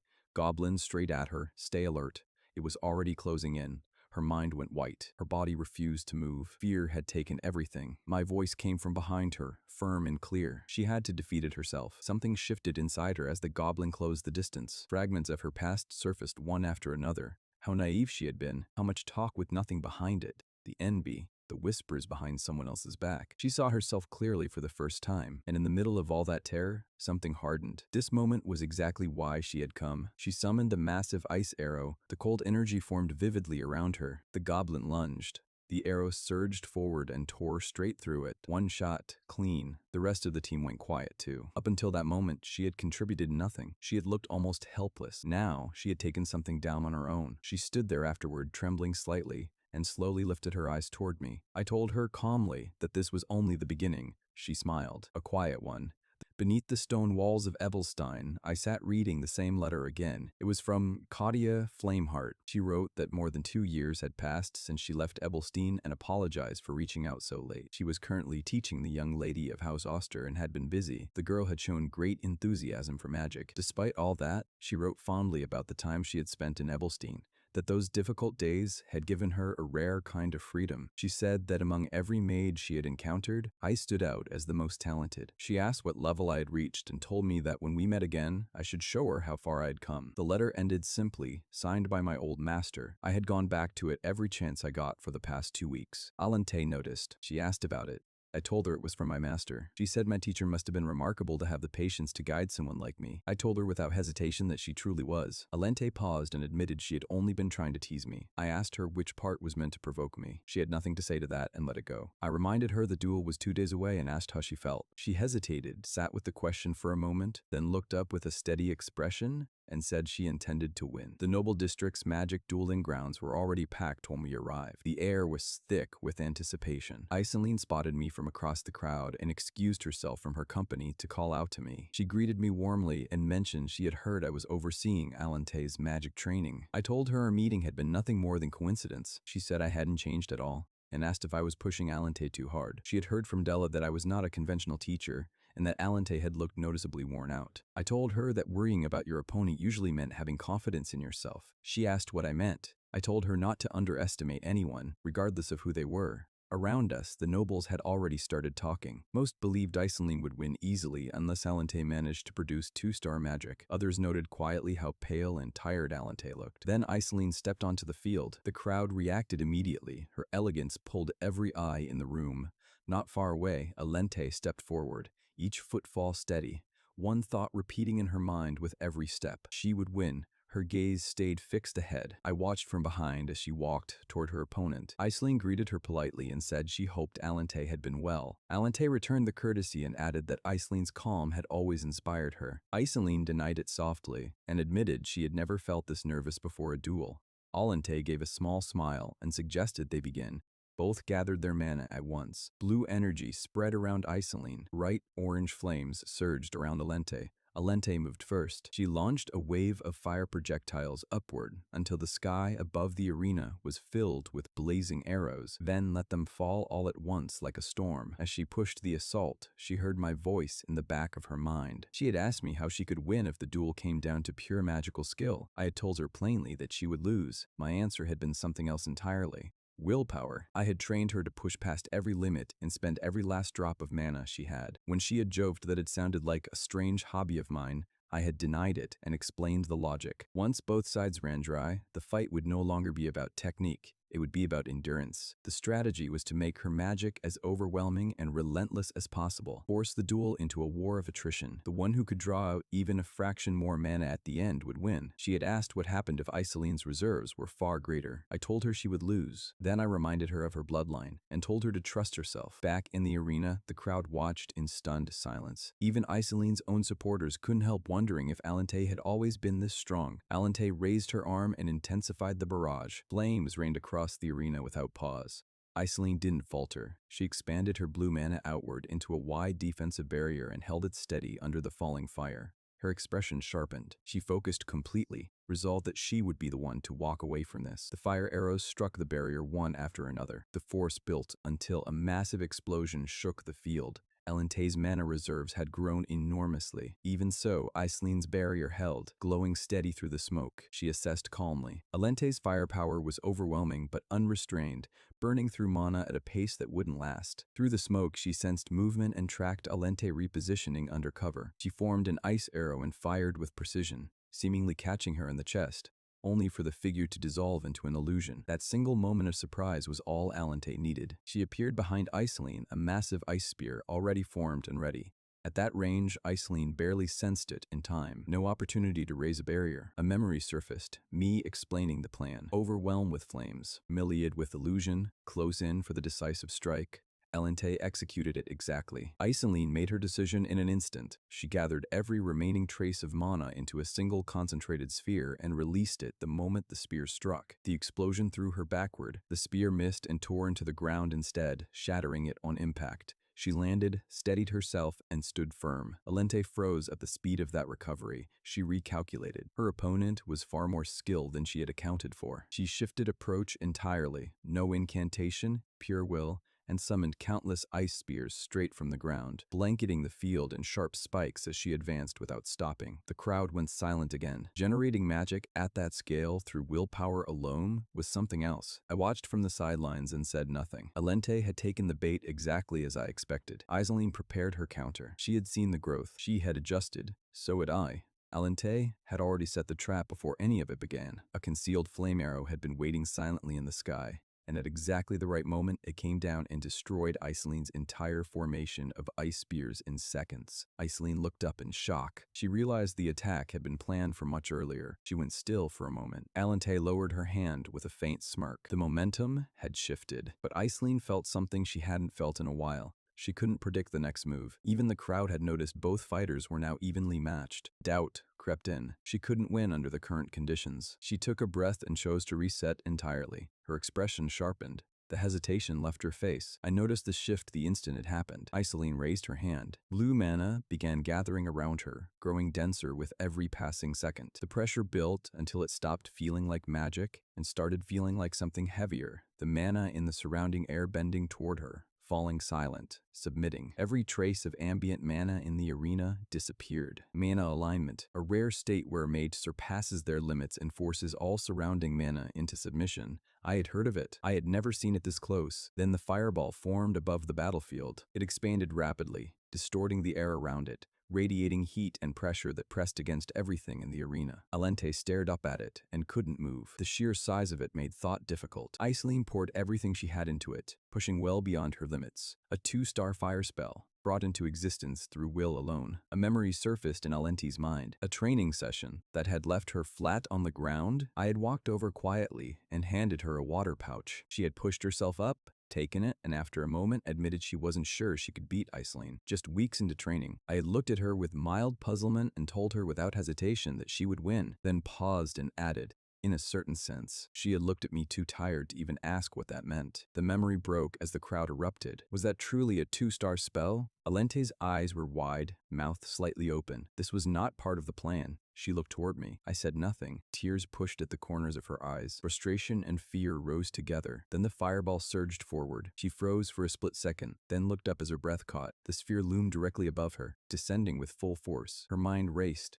A barrier wouldn't hold a 2-star spell. Ice spears wouldn't stop it either. Doubt flooded in, telling her it was over, that defeating Iceline was impossible. Then her instincts took over. She released a burst of mana forward and used the recoil to throw herself backward. Iceline's eyes widened slightly at the move. A moment later, the fireball hit the ground. The explosion swallowed the battlefield. The shockwave hit Alente mid-roll and pushed her back violently. She lost her footing, hit the ground, and rolled across it, narrowly avoiding the full impact. Smoke thickened around everything. At the center of it, Iceline stood breathing hard. One attack. It had consumed a massive portion of her mana. That was exactly what I had been waiting for. I noted that a 2-star spell without proper mastery was nothing more than a beast that devoured its caster's mana. Alant's hand trembled slightly as she clenched her fist. Watching her closely, I could tell she was changing. Ellen had always possessed overwhelming talent, but now she was pushing beyond that talent and giving everything she had. This was her way of showing respect. Anyone willing to fight that hard deserved to be met with equal effort. A faint smile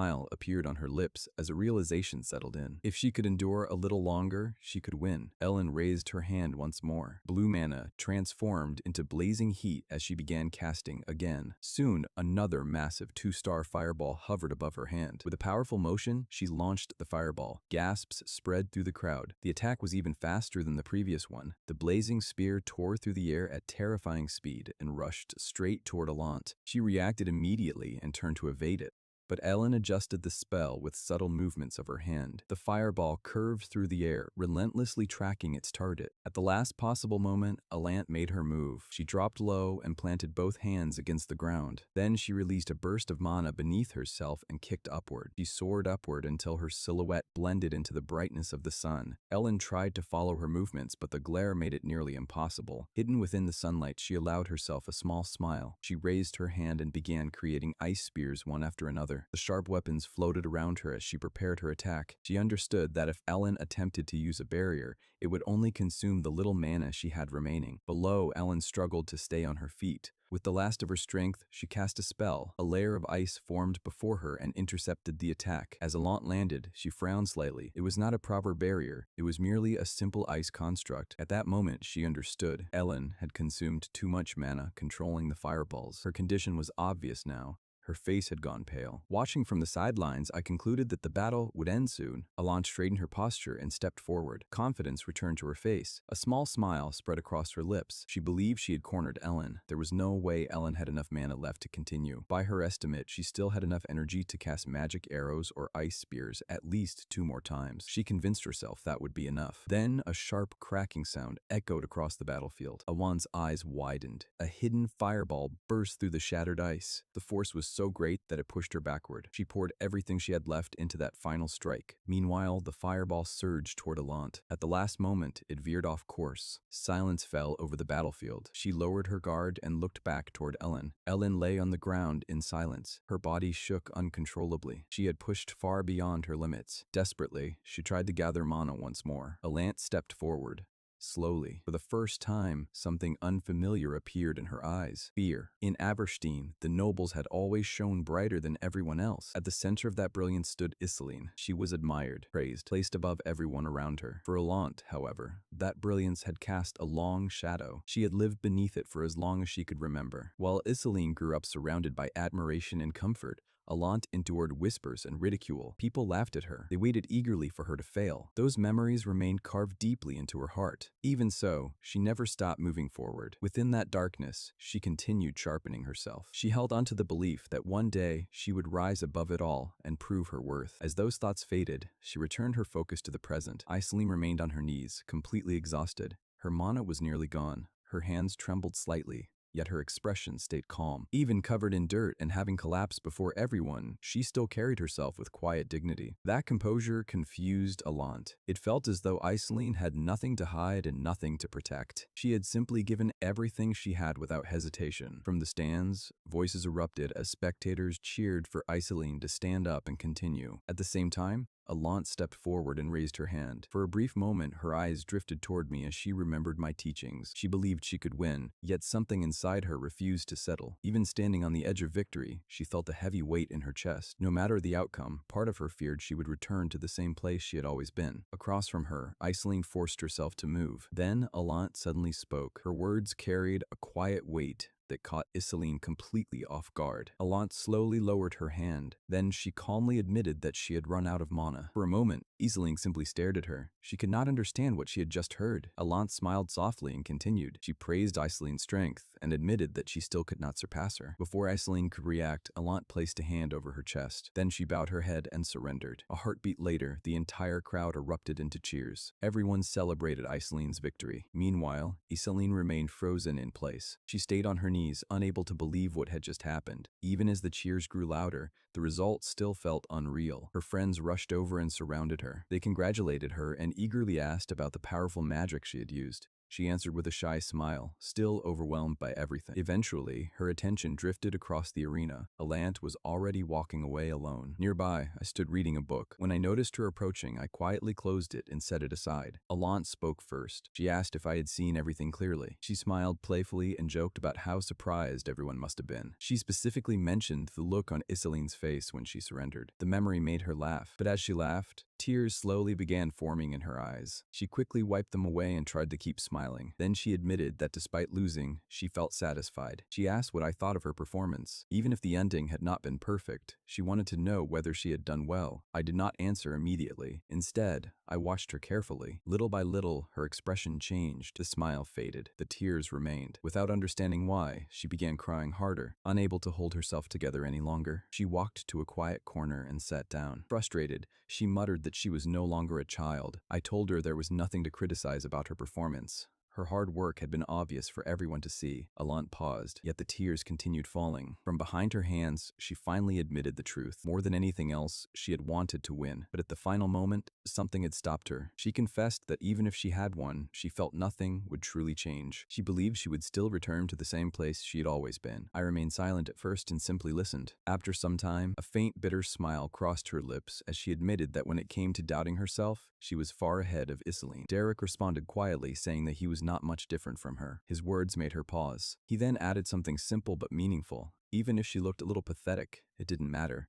Alant looked up at him, her eyes still wet with tears. Meeting her gaze, Derek explained that if she was afraid of appearing weak, she would never be able to grow beyond where she stood. Hearing those words, she covered her face once more, overwhelmed by emotion. Her thoughts drifted as memories rose and faded like ripples on water. She pictured Iseline again, standing far ahead, seemingly untouched by the darkness that had always followed her. Yet this time, something felt different. For the first time, she no longer felt completely trapped. From a distance, Denise quietly observed the scene before turning her attention back to Iseline. Stepping forward, she approached with a gentle smile and praised her performance in the duel. After a brief pause, she admitted that something didn't feel right. It didn't feel as though she had truly won. Denise lowered her gaze slightly, smiling without giving a direct answer. Iseline grew more serious and explained that the gap between them wasn't simply a matter of talent. She believed Alant had already surpassed her in ways that mattered far more than skill alone, and the speed of her growth proved it. As she spoke, the image of Derek suddenly crossed her mind, catching her off guard. She quickly pushed the thought away. Turning to her maid, she gave a firm order to prepare a letter for the main estate. Then she lifted her gaze once more, her expression sharpening with renewed determination. At the Dolphin Estate, the Duke carefully read through a letter. Drested Wolfdale. A 6-star travel pass had suddenly appeared in Ebelstein. His eldest son explained that the reason for Drested's arrival remained unknown. However, the customs agreement had been advanced earlier than expected, most likely in response to Sir Drest's movements. The Duke reflected on this, recalling how unusual it had been for the Count of Belmere to visit Ebelstein. Connecting the dots, he realized it all traced back to Drested. Someone who stood at the pinnacle of divination and foresight would never move without purpose. His son then informed him that another letter had arrived, this time from Iselin. The letter contained a request for a magic teacher. The Duke casually suggested assigning one of their own instructors. However, his son clarified that the situation was more complicated than that. Iceline had specifically requested Derek. Furthermore, Derek was currently staying at the Beliemer estate where he was teaching magic to Lady Elant. Considering the circumstances, the eldest son proposed sending their butler to negotiate on their behalf. The Duke immediately dismissed the idea. There was no need for that. Since he already had to travel to Ebelstein because of the matter involving Drested, he decided to handle everything personally while he was there. As evening approached, the scene shifted to Derek and Iseline quietly sharing tea together. Iseline revealed that she intended to take a break from her studies for a while. After everything that had happened, she wanted time to clear her mind. She acknowledged that he would likely continue accepting assignments from the Belden Mercenary Corps. Derek agreed without hesitation. Then, with a subtle change in atmosphere, Iseline leaned forward slightly and gently rested her foot over Derek's beneath the table. A playful smile appeared on her face. She asked if he would come again whenever she called for him. Specifically, she wanted him to continue teaching her magic. Caught off guard for a brief moment, Derek quickly regained his composure and assured her that he would. At the same time, he admitted that he wasn't sure whether there was anything left for him to teach her. Iseline laughed softly and teased him for being unusually humble. Turning her gaze toward the window, she observed the changing season. Winter was finally coming to an end. Later that night, Derek returned to his shop. His two subordinates immediately greeted him with visible excitement. He responded with a calm smile, acknowledging their welcome. Elsewhere, the Count of Bamir was seen traveling toward an unknown destination. Meanwhile, Iseline was fast asleep in her room when her maid repeatedly knocked on the door. Annoyed, she pulled a pillow over her ears and complained that she had already decided to start resting today. There would be no lessons. The maid hesitated before explaining that this situation was different and suggested that Iseline should see for herself. Reluctantly, she climbed out of bed and walked toward the door. However, the moment she opened the door, she froze. Standing before her was her father. The man looked at her with overwhelming affection. Completely caught off guard, Iseline immediately slammed the door shut. Her mind raced in confusion. Why was her father here? She opened the door once more and forced an awkward smile onto her face. Politely, she asked what had brought him all the way here and requested a moment to change into proper clothing before meeting him. Soon afterward, the two sat together, sharing tea as they talked. Her father brought up the recent duel with the young lady of House Duplain, noting that she couldn't have been an easy opponent. Iseline nodded and admitted that she had learned a great deal from the encounter. The Duke then turned the conversation toward Derek. If a mere mercenary could teach so effectively, he reasoned, then perhaps it would be best to keep him exclusively under the Belmere Estate's banner. Elant hesitated, pointing out that the vassals would likely oppose such a decision. In response, her father let out a confident chuckle and assured her that there was nothing he wouldn't do for his beloved daughter. He encouraged her to trust him completely. The scene then shifted to Derek and his companions as they hunted goblins together. Everything seemed routine until a goblin suddenly lunged at him from behind. Derek reacted at once, activating his mana. However, the moment he did, he sensed something strange. 3-star mana. It was a power far beyond anything he was accustomed to handling. Acting on instinct, he cast a fireball. The result was overwhelming. A massive surge of fire mana erupted from his hand, creating a destructive explosion far beyond his control. The explosion echoed throughout the area. Later, they returned to the shop. After hearing what happened, their uncle was horrified to learn that Derek had nearly gotten himself killed. The blonde subordinate was even less forgiving. She couldn't believe that anyone would attempt a 3-star spell while hunting ordinary goblins. The feeling reminded him of the first time he had reached 2-star mana. Just then, an unfamiliar voice spoke from behind him. An elderly man wearing a cloak stepped forward calmly. "There is no need to be anxious simply because your growth has stalled." He explained that the School of the Wild originally pursued harmony and natural flow rather than forceful advancement. At the same time, he admitted that such advice rarely worked on mages like Derek. What immediately caught his attention was the fact that he couldn't sense even the slightest trace of mana from him, and yet he instinctively knew exactly who he was. Standing before him was the first and greatest 6-star search-type mage. The old man removed his cloak, revealing himself as the wandering spirit, Drested Wolfdale. With a calm smile, he casually asked whether they had any decent alcohol available, mentioning that his travels had left him rather exhausted. Night had fallen over Della's estate. Despite the late hour, Della continued training alone. A visible layer of mana spread across the ground around her like a living field. Concentrating intensely, she attempted to draw power from it. Her goal was simple. She wanted to create ice spears directly from the mana surrounding her. Unfortunately, every attempt ended in failure. Again and again she tried. Again and again, nothing worked. Each failure drained her mana. Della dropped onto the ground and threw her head back in annoyance. "I thought you'd matured a little." His smile widened, "But your temper looks exactly the same." Despite all the teasing, he admitted that summoning 5 ice spears simultaneously was impressive. Maybe that's what happens when you finally get yourself a good teacher. Della rejected the idea immediately. He told her that Azaleen was planning to hire that same selfish fellow as her magic teacher. That landed. Della reacted instantly, shock then strong objection. She was genuinely worried that Azaleen would end up being put through the same treatment she had. Her brother told her not to say things that might cause misunderstandings about me. He mentioned something he had heard at a recent ball, that Lady Eleni also intended to continue employing me. Della puffed her cheeks and said nothing for a moment, quietly trying to work out why that man was so popular despite everything. Her brother answered that one plainly. I had taken someone like her, a former troublemaker, and turned her into a proper person. Naturally, people were going to notice. She shouted at him, demanding to know who exactly he was calling a rat. She lowered her head. In a quieter voice, she admitted that she really had been like that before. Her brother's smirk returned. He suggested it might actually work in her favor if I chose to take Azaleen on. That way, Della might get another chance to see me again. Then, almost to himself, he reflected that my reputation seemed to be spreading faster than expected. He said he hoped the number of people competing for my attention didn't grow any further. I was still at the Beldun Tavern when Dressed Wolftail calmly sipped his drink. I couldn't understand why someone as extraordinary as Dressed Wolftail, a mage of such immense power, would choose to stay in a place like this. He suddenly called my name and asked if I was really Derek. I immediately answered respectfully. At the same time, I was shocked that he already knew who I was. He then politely asked if we could speak in private. Not long afterward, we walked through the quiet streets under the night sky while talking. He said my abilities felt unusual and difficult to define. According to him, it was probably something I had never heard before because my skills were already impressive on their own. Then he asked why I worked so hard. What was I truly trying to achieve through magic? I honestly admitted that I didn't have any grand dreams. I simply became curious about how far I could grow and how much stronger I could become. My answer seemed to interest him. With a smile, he said that for a commoner aiming to reach heights beyond his station, I was still lacking in many areas.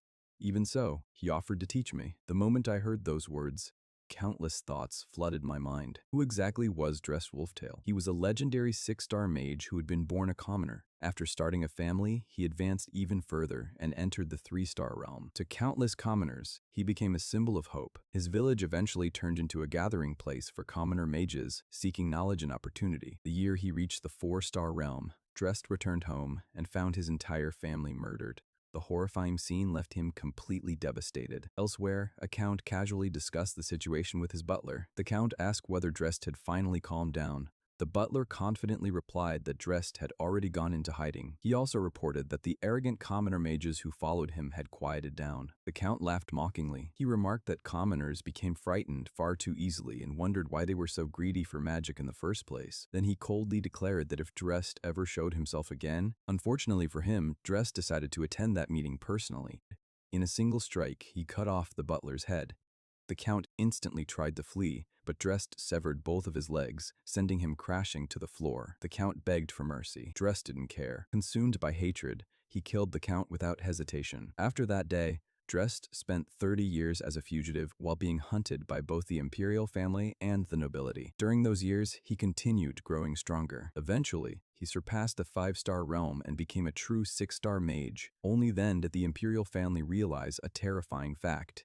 If they continued treating Dressed as an enemy, the kingdom itself could be placed in danger. As a result, they officially acknowledged that his revenge had been justified. To preserve their authority, they granted him a noble title. Dressed became a man who earned nobility through the sheer power of his magic alone. Back in the present, I could hardly believe that someone like him was personally offering to teach me. There was no reason for me to refuse. Soon afterward, the scene shifted to the noble district of Ebelstein, specifically the central conference room of Cleon Hall. Inside, Grand Duke Duplain, Grand Duke Veltis Endeloff, and the Count of Belmord sat together discussing political affairs. During the meeting, Grand Duke Veltis warned Duplain that if he planned to expand north of the Belkos Peninsula, he needed to be extremely careful of the labyrinths located within the White Zone. Veltis even offered to send his knights if assistance was needed. However, Grand Duke Duplain immediately mocked the offer. He sarcastically asked if the knights Veltis was referring to were nothing more than lowly mercenaries. Veltis simply smirked and replied that managing such a large territory with only private soldiers must be quite challenging. He casually added that surrendering the territory was always an option. Those words clearly irritated Duplain. Sensing the tension rising, the Count of Belmerde quickly let out an awkward laugh and tried to ease the situation. He suggested that since the meeting was practically over,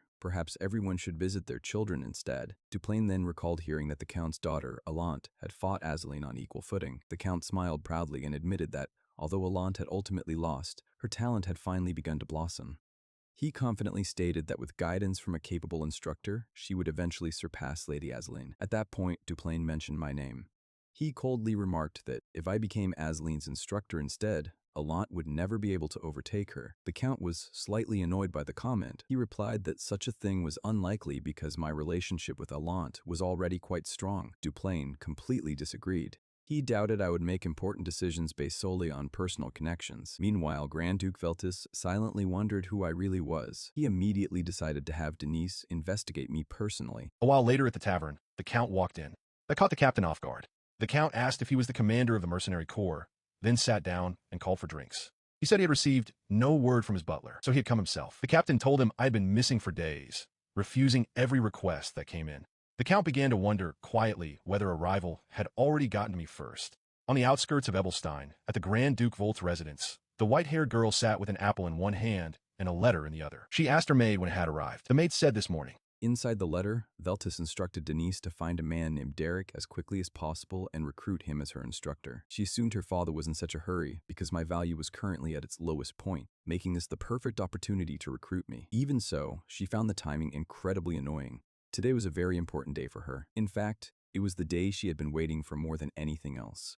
A new novel written by her favorite author, Rayleigh, had finally been released. The title was The Lady Submits to the Cold Grand Duke's Ice Greatsword. Even so, she knew she had no choice. If she ignored the order now, her father would spend the next few weeks reminding her every chance he got. Accepting reality, Denise told Bellet to prepare her clothes immediately. With determination in her eyes, she announced that she was heading out because there was someone she needed to find. As the night grew darker, I found myself deep inside a distant cave with dressed wolftail. The cold stone walls echoed softly as we sat across from each other, continuing our training in silence. He explained that I needed to feel the mana spreading throughout the cave, touching every surface before returning to me. Following his instructions, I slowly released my mana. Green energy emerged around me and expanded through the cave like a flowing tide. Dressed then explained that what I was practicing was the foundation of search-type magic. At 1 star, it functioned as simple threat detection. At 2 stars, it could track location. At 3 stars, it became powerful enough to see through disguises and concealment. At 4 stars, the user could see through people themselves. At 5 stars, the ability advanced even further, granting the power to read minds and communicate with the dead. Then came 6 stars, the power to see the future. The revelation stunned me, especially the part about seeing the future. Sensing my reaction, Dressed calmly revealed that he had already seen the future himself. In fact, that was the reason he had come looking for me. He admitted that he needed me for what lay ahead. Hearing that made me uneasy. I wanted to know what kind of future awaited me. Dressed then mentioned a man named Valerian, the eldest son of House Duplain. He explained that before I reached adulthood, Valerian would eventually become involved with necromancy. Because of that future, Dress declared that I would have to kill him before those events could unfold. That answer only created more questions. However, Drest refused to explain further. He said the future was not simple. Learning too much carelessly would only make future events more unstable and unpredictable. Even so, he decided to reveal one final truth. According to the future he had seen, I was destined to die. Drest seemed surprised by my reaction. I pointed out that he had only said I was destined to die. He had never said that I would definitely die. My answer made Drest smile. He admitted that he didn't want me to die either. According to him, I had to survive. And if survival required strength, then he would personally make sure I gained it. To survive what was coming, I would need to become overwhelmingly powerful. As he raised his hand, mana gathered within his palm. Then it exploded outward. A terrifying surge of energy shot into the sky, forming a massive glowing halo around the moon. At that moment, I finally understood one thing. As I watched the overwhelming display of power, I quietly reflected on Dressed Wolftail's words. The scene shifted to a bright and lively morning in the city. A luxurious carriage rolled to a stop, and Denise stepped out. Her beauty immediately drew the attention of nearby pedestrians. She instructed the carriage driver to stay behind and rest while she continued on foot. As Denise walked beside her maid Bella, she noticed the constant stares directed her way. Naturally, she assumed it was because she was beautiful. Bella, however, looked completely unimpressed. She bluntly reminded Denise that her room was always a disaster, that she rarely bothered to wash properly, and that she usually spent her days buried under blankets while reading books. Bella admitted that Denise's normal appearance was already shocking enough, but somehow she looked even worse today. She praised Bella for having such a great sense of humor. Bella immediately clarified that she wasn't joking, not even a little. She then urged Denise to hurry, warning that another noble house might recruit me first. Denise remained unconcerned. Even as she took her time, she believed she was still ahead of everyone else. Denise recalled hearing that I had rejected every offer and disappeared without a trace. She reasoned that I wasn't the type of person who disliked money. If I had abandoned mercenary work, then something more valuable must have appeared. Someone capable of handling magic at my level and age would only walk away from paid work if they had discovered something extraordinary. Denise considered two possibilities. Either I had found a powerful grimoire or encountered an exceptional teacher. However, another detail caught her attention. I had willingly left the Duplain Mansion, one of the best places imaginable for magical training, since there was hardly a better environment for a young mage. That could only mean I had found something even greater. Before she could think any further, Bella announced that they had arrived.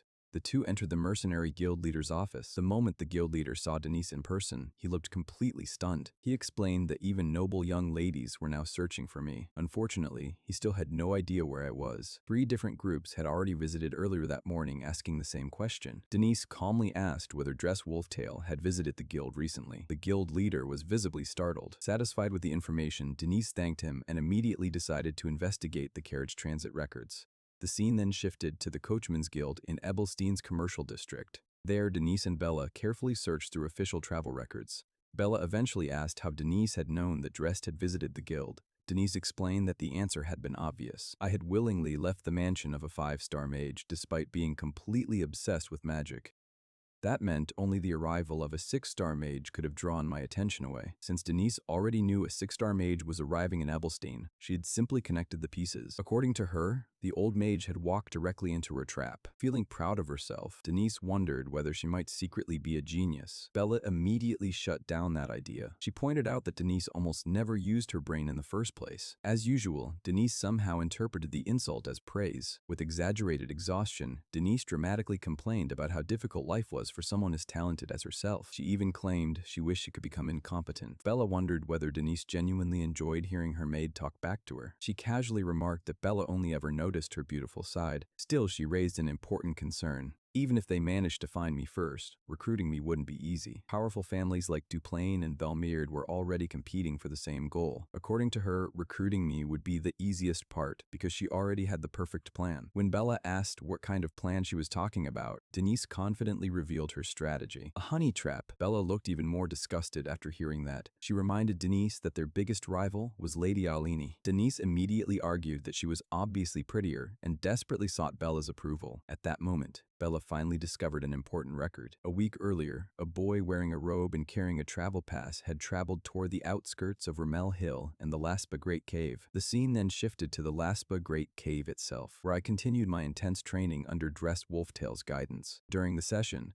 Dressed suddenly sensed unfamiliar presences approaching. He calmly informed me that members of House Veltas had arrived and appeared to be looking for me. Meanwhile, Denise and Bella carefully ventured deeper into the cave. As they moved forward, she repeatedly begged Denise not to continue. Instead, she suggested returning to report everything to the Patriarch and coming back later with soldiers. Denise immediately rejected the idea. If soldiers became involved, she would lose the chance to claim the achievement herself. Even worse, mobilizing troops could attract the attention of rival houses and give someone else the opportunity to steal the credit. Suddenly, Bella froze. In a panic, she pointed toward the darkness ahead. 2 enormous, glowing red eyes were staring directly at them. Denise quickly stepped in front of Bella and prepared for battle. Although the cave was supposed to have been fully cleared, she admitted to herself that offensive magic wasn't her strongest area. Unfortunately, running away now wasn't an option. Then the truth emerged from the darkness. The terrifying red eyes didn't belong to a monster. They belonged to me. I calmly welcomed Lady Denise to such a humble place. The moment she saw me, she froze in shock. At last, the mysterious mercenary she had been searching for stood right before her. Then a confident smile slowly spread across her face. The time had finally come to make me hers. Unfortunately for her,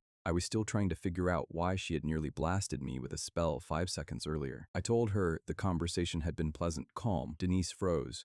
Bella, standing nearby, looked like she was trying very hard not to smile. She failed. Denise recovered quickly. She softened her voice. She said she had admired me for a long time, that she had imagined this meeting countless times, that learning from me would bring her true happiness. It was quite the speech. I stared at her and asked why she was suddenly talking, like she was performing in a stage play. The cave echoed, well, sure, but that was no reason for the dramatics. That finished it. Bella erupted. Denise turned to look at her with the expression of someone who had just watched their masterpiece fall off a wall. She shifted tactics. She brought up the duel between Lady Eileen and Lady Ellen, said the strength of the Roshi trio made her feel left behind, afraid of stagnating while everyone else grew stronger. She stepped closer, closer still, close enough that I could tell she expected my heart to be doing something dramatic. It was not. I pushed her back and put distance between us. I told her I did not find her claims convincing. From everything I had observed, she showed little genuine interest in magic. I reminded her of the earlier incident, the moment she mistook me for a monster and launched an ice spear at my direction. The spell was a disaster. I told her that despite her impressive natural reserves,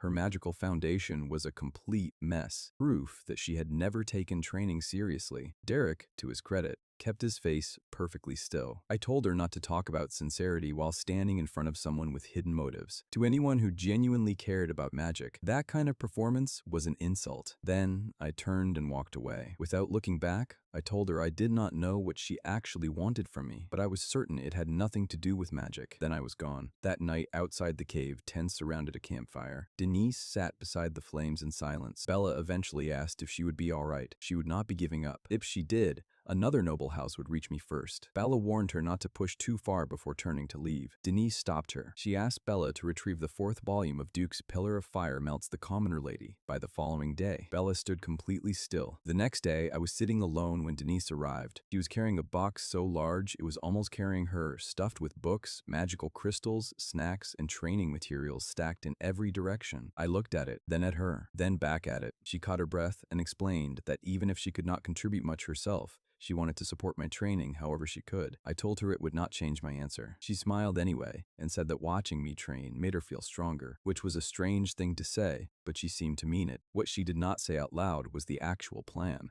I looked over the supplies, found the snacks, and started eating. Then I mentioned, between bites, that accepting the gifts still did not make me her teacher. She came back the next day, and the day after that, magical crystals, another. Every time I accepted it. Every time I said the same thing. Denise had returned to camp, located a nearby pillar, cracked and partially collapsed. I will admit, the mana reserve I mentioned was not exaggerated. Before the dust settled, Bella came running with worse news. The head butler of House Duplain was approaching with Denise and Bella hid. The procession that entered camp was, by any reasonable measure, excessive for a simple visit. Watching from cover, Denise apparently wondered aloud whether someone had declared war. The butler approached me with full composure. House Duplain was formally requesting that I serve as Lady Aileen's personal magic instructor. I accepted without hesitation and told him it was an honor. Denise heard every word. The butler turned to me after hearing everything and asked if I was prepared to leave with them immediately. I declined. I would consider the offer seriously, but only after completing my current training. He tried a different angle, better compensation. It did not work either. I apologized and explained my position plainly. At my current level, I would not be able to help Lady Eileen the way she deserved. Teaching magic while holding anything back was something I was not willing to do. The butler accepted this with grace. The moment Lady Eileen learned my location had been found, when she heard the head butler had gone out the previous evening without informing her, she expressed regret.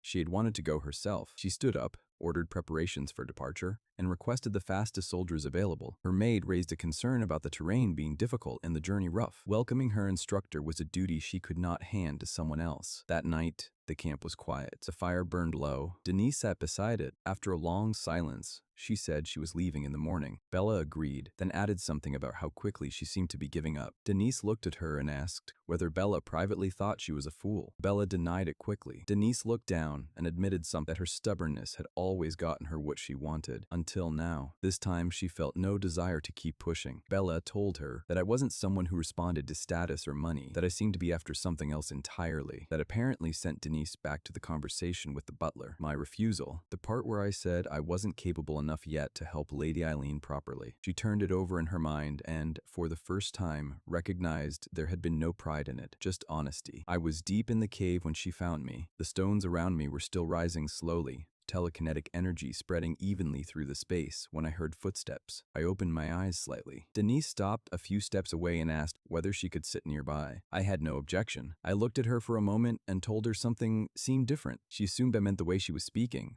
I told her it was her eyes. She didn't have a response for that. A faint smile appeared instead, then apologized for being a nuisance. She said she was done pursuing the matter.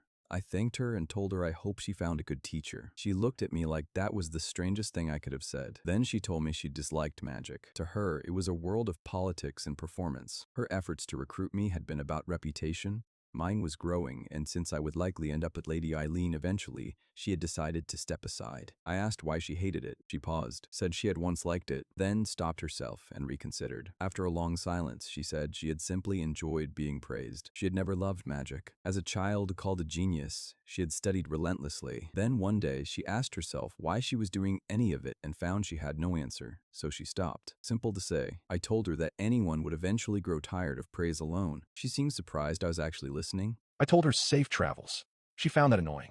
Then she said I was the kind of person she was jealous of, someone who never questioned the notion of hard work, who simply believed they would become a great mage and moved accordingly.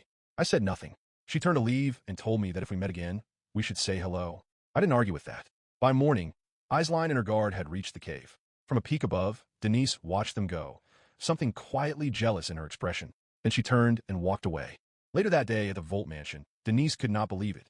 Aisline had been rejected. But reflecting on it, Denise said she understood my reasoning better now. It hadn't been a rejection. I simply wasn't willing to leave before I was finished. She had joked that at the rate I was going, I might spend the rest of my life in that cave and eventually resemble some legendary beast from the East. Denise turned it over in her mind, quietly wondering if I thought I was the only one who knew magic. Then a maid reminded her that a guest had arrived to share a meal with her father.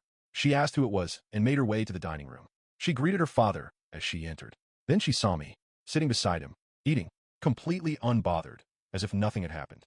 She stood there with absolutely nothing to say. I was deep inside the cave, lost in training, when I felt it, my mana bending exactly where I wanted, drawing itself into one precise point. Holding it there took everything my body had to give. The moment my eyes opened, I braced myself and drove both palms into the stone floor. Power tore through me, and the whole cave shook. The walls cracked, and rock came pouring down from above. When the tremors finally stopped, I was on my knees, gasping, completely drained. My master watched me for a moment, then warned me plainly, "Keep pushing myself at that pace, and my body would eventually give out. It would be a waste," he said, "to die right after finally mastering everything I'd come here to learn." Then he said it was time for me to leave. By then, I'd officially become a 3-star mage. That night, we sat by the fire roasting our meal, and my master admitted he had nothing left to teach me. But before I set off, he left me with one final warning. Talent alone wouldn't be enough to keep me alive out there. He urged me to think hard about how far I actually wanted to go. Then he stood to leave, and when I asked where, he just waved me off, claiming he needed some air. A few steps later, he stopped, turned, said my name, and warned me to be wary of Kohila. Then he walked on into the trees. Something told me that was the last time I'd ever see him. His warning stayed with me long after he vanished. The next day, I arrived at the Veltus Mansion, seat of the Grand Duchy. Denise's father was full of praise for her, grateful she'd taken the lead in bringing me on. She thanked him in turn, insisting she'd only done what needed doing. He turned to me next, asking why I'd turned down the Duplain family's offer, and promised to help with anything I might need. Truthfully, I said, there was nothing I needed. I'd only agreed to this because of Denise's attitude. That caught him off guard. He replied that no lady on the continent could compare to his daughter,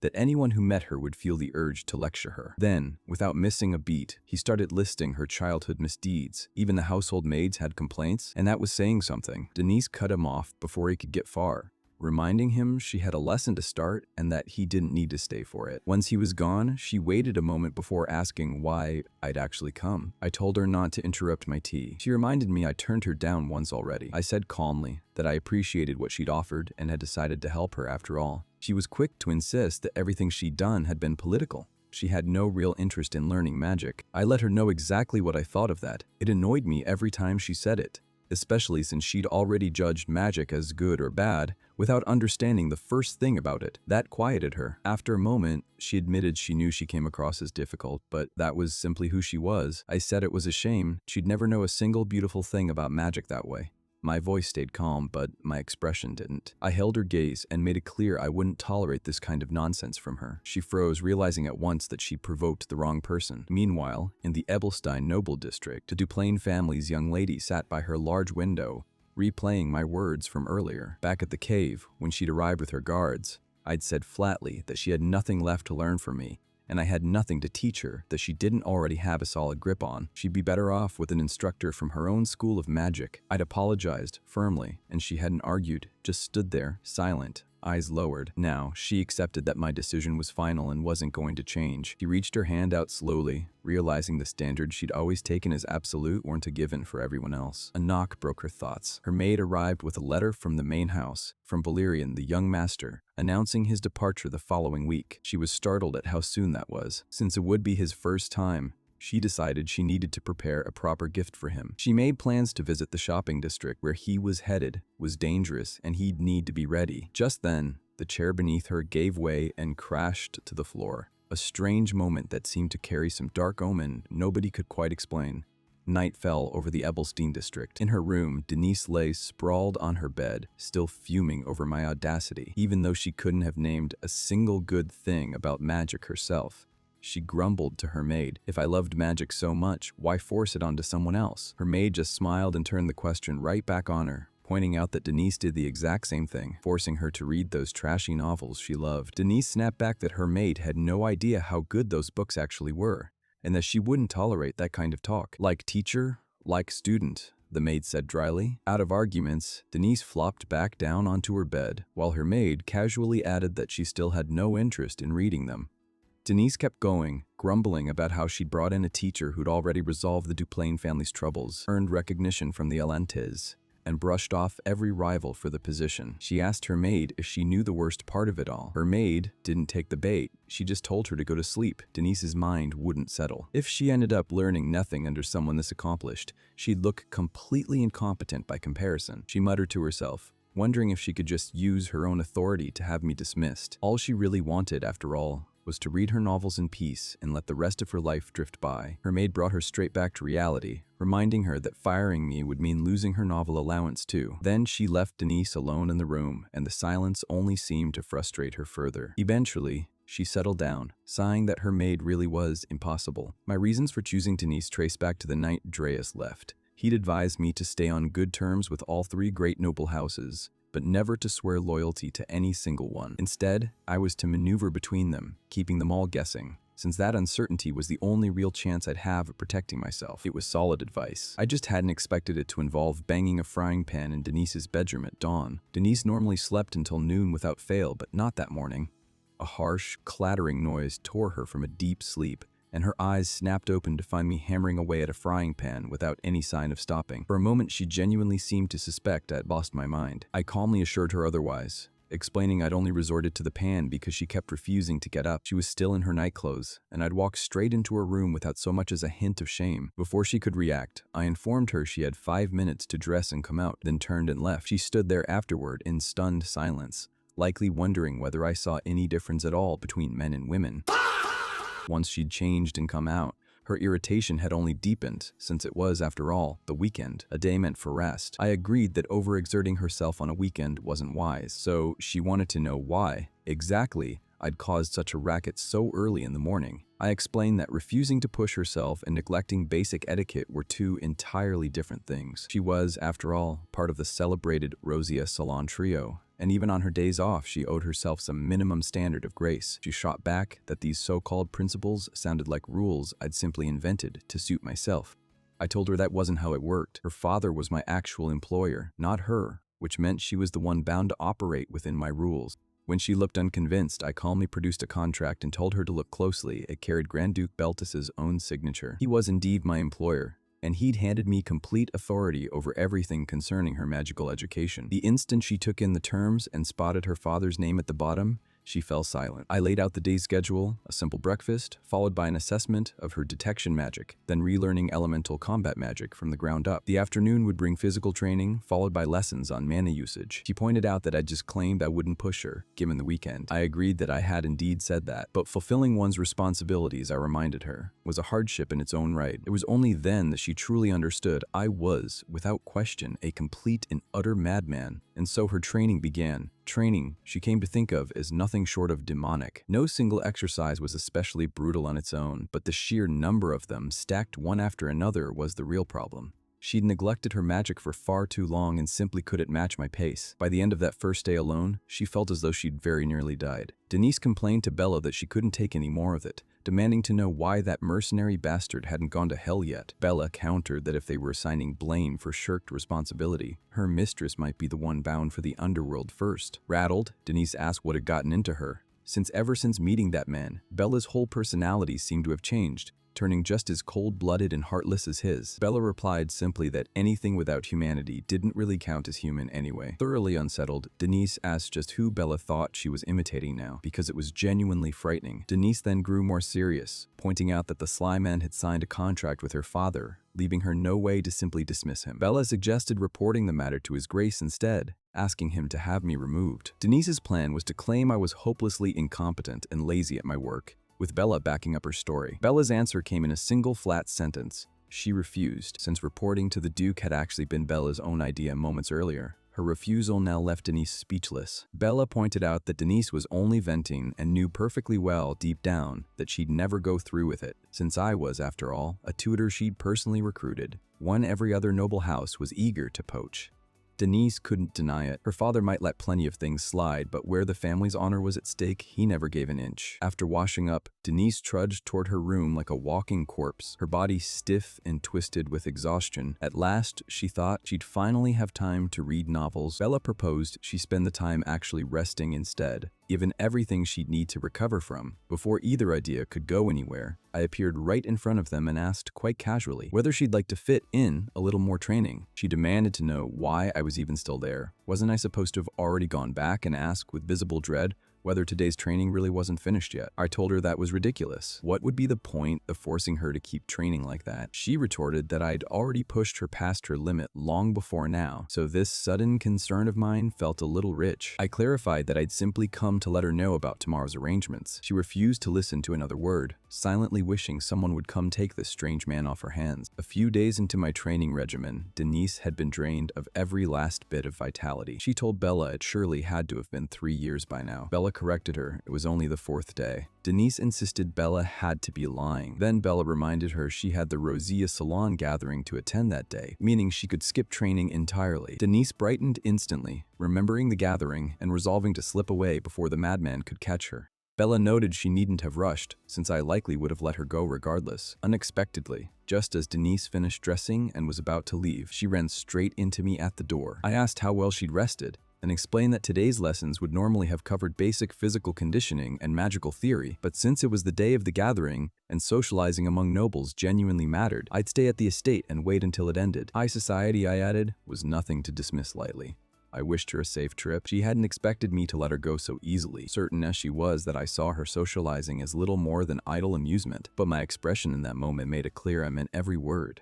She didn't dwell on it any further, never suspecting that the very gathering she'd always dreaded would end up saving her life one day. Sometime later, Denise sank into the carriage seat on the way home, utterly worn out. Bella remarked that she'd seemed so lively at the gathering and asked what had happened to her the moment they turned toward home. Denise explained plainly that it was because that man, that perverted demon, was waiting for her back at the estate. Just mentioning me seemed to drain her further, her whole demeanor turning even more dramatic. Bella asked, reasonably enough, what exactly she thought she was doing now, given how exhausted she already claimed to be. Denise's answer was that she planned to use magic to flip the carriage over, pass it off as an accident, and use the chaos as an excuse to skip training. Wasn't that, she asked, a rather brilliant plan? Bella shut that idea down immediately. By the time we made it back to the estate, Denise and Bella found me deep in conversation with Peb, the old gardener, chatting away like old friends. Denise couldn't work out how I'd grown so friendly with him so quickly. I caught sight of her the moment she hesitated, before she'd had any chance to slip past unnoticed, and told her that since she was back, she should head straight to the study and spend the evening working through her theory books alone. She froze on the spot. If she'd known that was coming, she thought, she really should have sprinted the last stretch home. Morning arrived, and to Denise's surprise, no punishing training regimen awaited her. Puzzling over the sudden reprieve, she glanced down to find 2 figures below and discovered me sparring with the captain of the estate guard, of all people, which left her thoroughly baffled. From then on, she started tracking my every move, and it dawned on her that I'd been quietly reaching out to everyone on the estate. Cooks, the head maid. It made no difference. I seemed to fall into easy conversation with all of them. Worry crept in. What exactly was I after? Had something happened? She warned Bella that I'd been getting suspiciously close to the household staff lately, and whatever I was plotting, Bella had better not fall for it. She needed reassurance that Bella was still firmly on her side, that nothing could win her over. Bella promised she liked nothing better than staying close to Denise and serving her. That promise didn't survive the night. By morning, the very thing Denise dreaded most had already come to pass. Bella hadn't just warmed up to me. There seemed to be actual pink bubbles floating in the air around us. Denise could hardly believe that even Bella had fallen under my spell. Women. That evening, she came looking for me herself. This was her estate, she reminded me, and everyone in it belonged to her. So how dare I act as though winning over her people was simply my right? She'd noticed exactly what I was doing and wanted it stopped. My job began and ended with teaching her magic. I told her I genuinely did want to grow closer to the staff, but there was no scheme behind it. She pressed harder, demanding to know what I was really after by getting so friendly with them, since it was only making her more uneasy by the day. I explained that I needed to understand her better, not the polished young lady everyone gossiped about, but the real Denise underneath. Teaching, I told her, was never just about handing over knowledge. The better I understood my student, the better I could tailor my methods to suit her. Half joking, she asked what exactly they told me, then whether anyone had mentioned if she was prettier than Elson or Arland. I said the staff described her as someone who found everything tiresome and always seemed to lack drive, yet the instant something truly mattered, she was first to step up every time, carefree and detached on the surface. But underneath it all, she'd always looked after her household with real care. One put it simply, to him, Miss was just like his own daughter, every bit as troublesome as his second girl had been at that age. She'd grumble that the food didn't suit her, sure, but the very next day, she'd turn around and send over a batch of pricey salt to make up for it. Another recalled falling seriously ill once. The moment Miss found out, she'd sent over an entire stockpile of medicine, and from that day on, he said, they'd guard her with their lives. A third remembered being sick herself, with Miss staying up through the whole night at her bedside, and when Miss finally dozed off leaning against her shoulder, she'd almost wanted to lean down and give her a playful little bite. Hearing it all laid out like that left even Denise a little red in the face. She brushed it off, insisting they'd simply been good to her first, and she'd only done what anyone should. Almost forgetting, I added, there was one more thing. Everyone agreed on it, Miss wrote beautifully. She had no idea what I meant and said so plainly. I clarified I was talking about Count Loy and the Arrogant, the novel she'd written, the one I'd found myself thoroughly absorbed in. Panic set in instantly. It wasn't exactly a respectable piece of writing, particularly the chapters covering Tracy's backstory, easy enough to sympathize with, though the character of Count Loyan had admittedly been drawn a touch too intensely, with a romance so lingering it practically ached. I hadn't even finished the thought before she'd buried her face in her hands and bolted from the room. Everything I'd said was true, and wanting to understand a student better really was only natural. Still, I couldn't help thinking that the sight of a young lady fleeing in tears might just be the finest twist this whole story had to offer. The next morning found me back at her door, asking whether she'd stayed up late writing again, and suggesting she really ought to turn in earlier. She claimed to have no idea what I meant. I reminded her I was talking about Count Loy and the Arrogant, the very novel we'd discussed the day before, surely not forgotten so soon. While I was at it, I mentioned the balcony scene in Volume 9 felt rushed, with none of the build-up it needed, uncomfortably blunt to read. She insisted I must have dreamed the whole thing up, and hurried the conversation along toward magic training instead. Watching her scramble like that told me everything I needed to know. My little experiment had done exactly what I'd hoped. That evening, Arland dropped by the estate, asking how Denise had held up roughly 10 days into her training with me, and whether she could actually keep pace with how demanding it was. Denise's answer was that if hell truly existed somewhere in this world, it probably looked a great deal like this. One glance at her was enough to confirm just how thoroughly she'd been run through the ringer lately. Arland had news too. Had Denise heard? Miss Dila would soon be holding her coming-of-age debut, which meant she'd be joining the next regular gathering alongside her sister Elson. Denise couldn't hide her surprise. That notoriously spoiled girl was really about to make her formal entrance into high society already. Over at the Duplan estate, Dila was pushing back against the very idea, asking why she had to go somewhere like that at all. She was reminded that next week's gathering was simply part of the lead-up to her own debut ball. That settled it for her. She supposed she'd go, if only because there was someone there she wanted to meet, that famous Miss Denise everyone kept talking about. Before the salon opened its doors, Dila sought out Elson to air her grievances. She genuinely couldn't understand the appeal of Rosia's salon. Apart from her sister and Denise, nobody there struck her as worth the trouble. Elson disagreed, insisting plenty of people there were sharp and truly engaging. Though Dila's expression made it obvious she wasn't buying it. She admitted to being curious about the world beyond their estate walls, but the gatherings themselves held no appeal to her. Everything people said there amounted to nothing but hollow courtesy. Elson knew every word of that came straight from the heart, but the moment called for calming her down rather than agreeing outright. She offered a different way of seeing it. The two of them could step into high society without effort simply by carrying the Duplan name, but for everyone else, that same access was a rare, hard-won chance. They shouldn't take for granted a privilege others had to fight for. The right response was gratitude, paired with genuine effort in return. Seen that way, joining the salon would be a valuable experience, a chance to meet all sorts of people. Dila conceded she'd think it over seriously, though she admitted she'd already planned on going to see for herself regardless. Even so, Elson couldn't quite shake her unease. Almost as an afterthought, Dila brought up something else. Now that she'd finished her basic coursework, the Duplan family would be granting her a private estate of her own, servants included, wouldn't they? Which raised a question. Could she perhaps bring in some mercenary from a village to serve as her own magic tutor? Elson saw exactly where that was headed and reminded her, pointedly, that I was already teaching Denise. Dila backpedaled at once, insisting she knew perfectly well that poaching a tutor from another household was deeply improper, and that she'd only been thinking about it in passing, purely idle curiosity. Her expression told a very different story. Idle curiosity, this clearly was not. Back at the estate, my training regimen for Denise had only grown harsher after everything that had unfolded. I told her she'd come a long way, capable now of striking targets she couldn't even see. Then, drawing a slow breath, I asked her again, point blank, whether she genuinely found magic interesting or not. My intensity seemed to rattle her, and before she could answer, Bella jumped in first, declaring it endlessly fascinating. I pressed further, asking whether Denise could feel it too. The shift in her mana-perception, that sharp thrill of catching even the faintest differences, refining the power she'd been born with, pushing steadily towards something greater,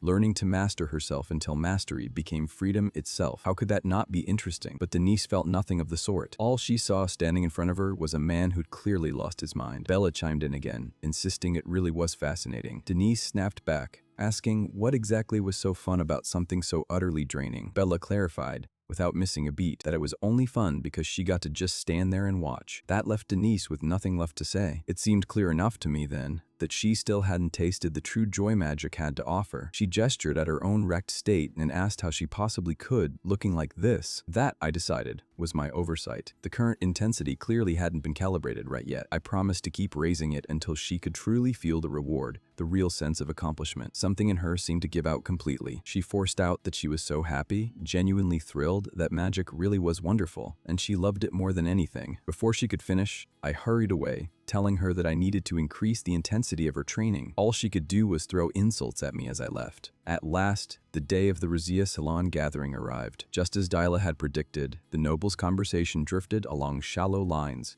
Gossip. It only deepened her contempt for the lesser nobles around her. She simply couldn't stomach their polished hollow charm. She drifted through the crowd, half distracted, keeping her distance, until she finally spotted the one she'd actually come to find. Denise stood nearby, caught up in conversation with a handful of lower-ranked nobles. As she spotted Denise, our girl immediately took a deep breath, then walked toward her. She called out, "Lady Denise," introducing herself in the most rivalry-filled way possible, which even surprised the surrounding nobles. As Denise introduced herself, Dila told her she already knew and went straight to the point. Our girl Denise couldn't believe the attitude, wondering out loud what she wanted. She then asked if Derek was her instructor. Denise's temper cooled slightly as she confirmed it. Yes, I was. But the moment the words left her mouth, Dila turned away with a sharp, dismissive scoff, leaving Denise baffled as to where the attitude had come from. Dila remarked that from where she stood, the two of us seemed to be getting along awfully well. Denise had no idea how to respond to that, mostly because by any honest measure, things were not going well for her at all, and that was the moment it clicked. This girl, brand new to high society, was clearly jealous that Denise got to spend her days at my side. If that was really it, Denise thought, then Dila wasn't some spoiled troublemaker after all. She was practically an angel. Denise looked at Della and saw nothing but a sweet little angel standing there, convinced the girl had come to claim me,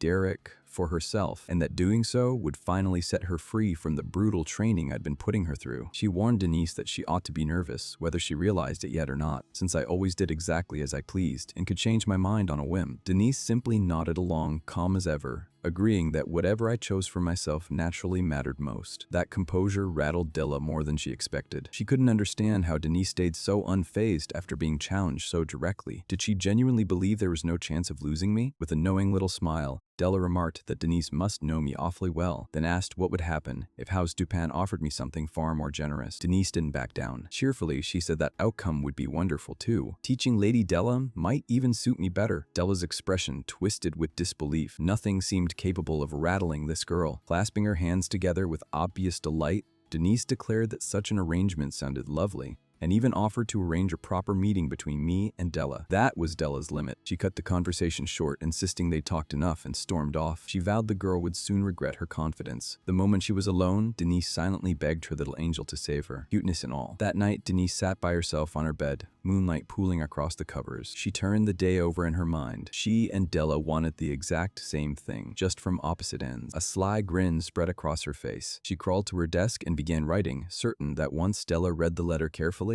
she wouldn't be able to refuse it. She addressed it to Lady Della, laying out that the two of them were chasing the same goal. Denise wanted to be rid of me, while Della wanted to keep me. So she proposed a solution, a magical duel. She'd wager me as the stake, and Della could offer whatever she liked in return. Whatever Della staked wouldn't matter, since Denise had already decided to throw the match on purpose. Once she lost, House Beltis would have no choice left but to hand me over. Heavy rain began falling over the estate. Elsewhere, the Grand Duke sat behind his desk with 2 members of his subjugation force standing before him, asking how their expedition into the White Zone had gone. His eldest son admitted that fully subduing the area would take more time, though their efforts hadn't come up empty. The Grand Duke called that commendable and asked what they'd found. His second son explained that while clearing one of the White Zone's labyrinths, they'd recovered a magical weapon. Anything pulled from a labyrinth like that, the Grand Duke said, had to be exceptional. He'd examine it personally. But the blonde knight hesitated, admitting there was a complication. The weapon was an enormous staff, almost certainly built for necromancy.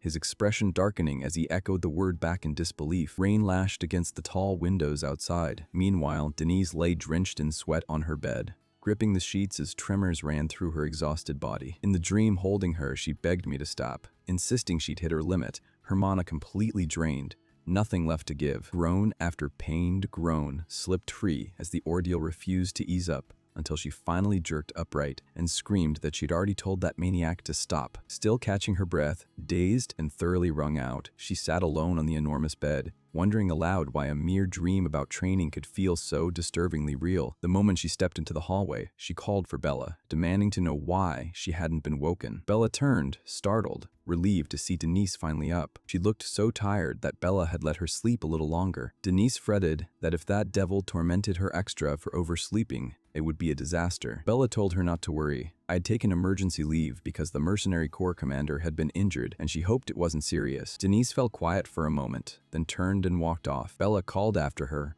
asking where she was headed and reminding her to eat first. Denise said she'd skip breakfast today. As soon as she was alone, her whole mood flipped. She thrust her arms into the air, silently exclaiming that she was free, if only for one day. She flopped onto her bed, savoring a freedom she hadn't felt in ages, hugging her pillow and sighing contentedly at how perfect everything felt. Then came the real question, what to do first. She considered one of the many unread novels stacked in her study, but decided against it. Her head never worked right straight after waking, and she always saved reading for night anyway. Writing one instead, she thought, might suit the moment better. Meanwhile, heavy rain soaked Ebelstein's commercial district. I made my way to Belden's Tier, hood drawn low, and stepped through the door, moving past the dim entryway and deeper inside until I reached a room lit with warm light. There, propped up despite his severe injuries, the commander greeted me like no time had passed, saying it had been a while. Palin, seated beside him, echoed my name under her breath. The old man touched his wounded shoulder and admitted that not even the Dawn War had left him hurt like this. He laughed bitterly, joking that he must be getting old. I gave him a serious look and told him plainly that it didn't add up. No matter how dangerous the White Zone's labyrinths were, they shouldn't have been enough to bring down someone like him. He agreed that I had a point,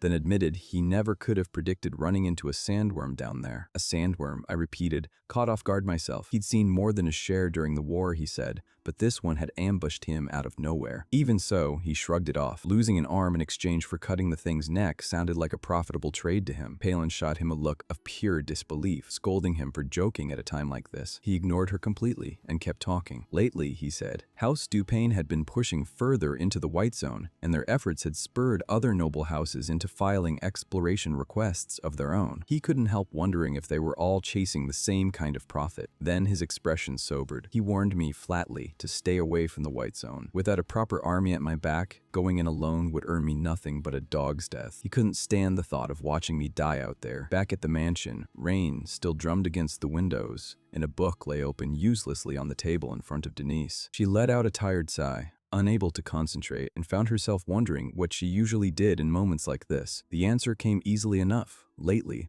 her whole life had narrowed down to nothing but magic. She raised her hand slowly, and blue mana gathered around her fingers, curling over her palm. Once the rain finally lit up and the sky cleared, Denise wandered the mansion grounds alone, her expression distant. Old voices rose unbidden in her mind, calling her name over and over. They told her she was the hope of the household. They dismissed her brother as incompetent. They insisted only she had the talent to restore their house's standing. Her name echoed again and again, the weight of it never letting up. The voices pressed harder, reminding her the family's future rested on her shoulders alone, calling, hurrying her along. In that memory, a much younger Denise stood frozen before some looming trial, whispering that she didn't want to go through with it. The adults snapped that such talk was nonsense, shouted at her to move, kept yelling for her to hurry, thinking bitterly that it was always magic, magic, magic, and wondering why everyone around her was so fixated on it. Frustrated, she reminded herself it wasn't as though she didn't know how to perform it properly. Mana gathered as she spoke the formula aloud in the language of magic. A web-like pattern spread beneath her feet, and once the spell finished, a search field rippled outward,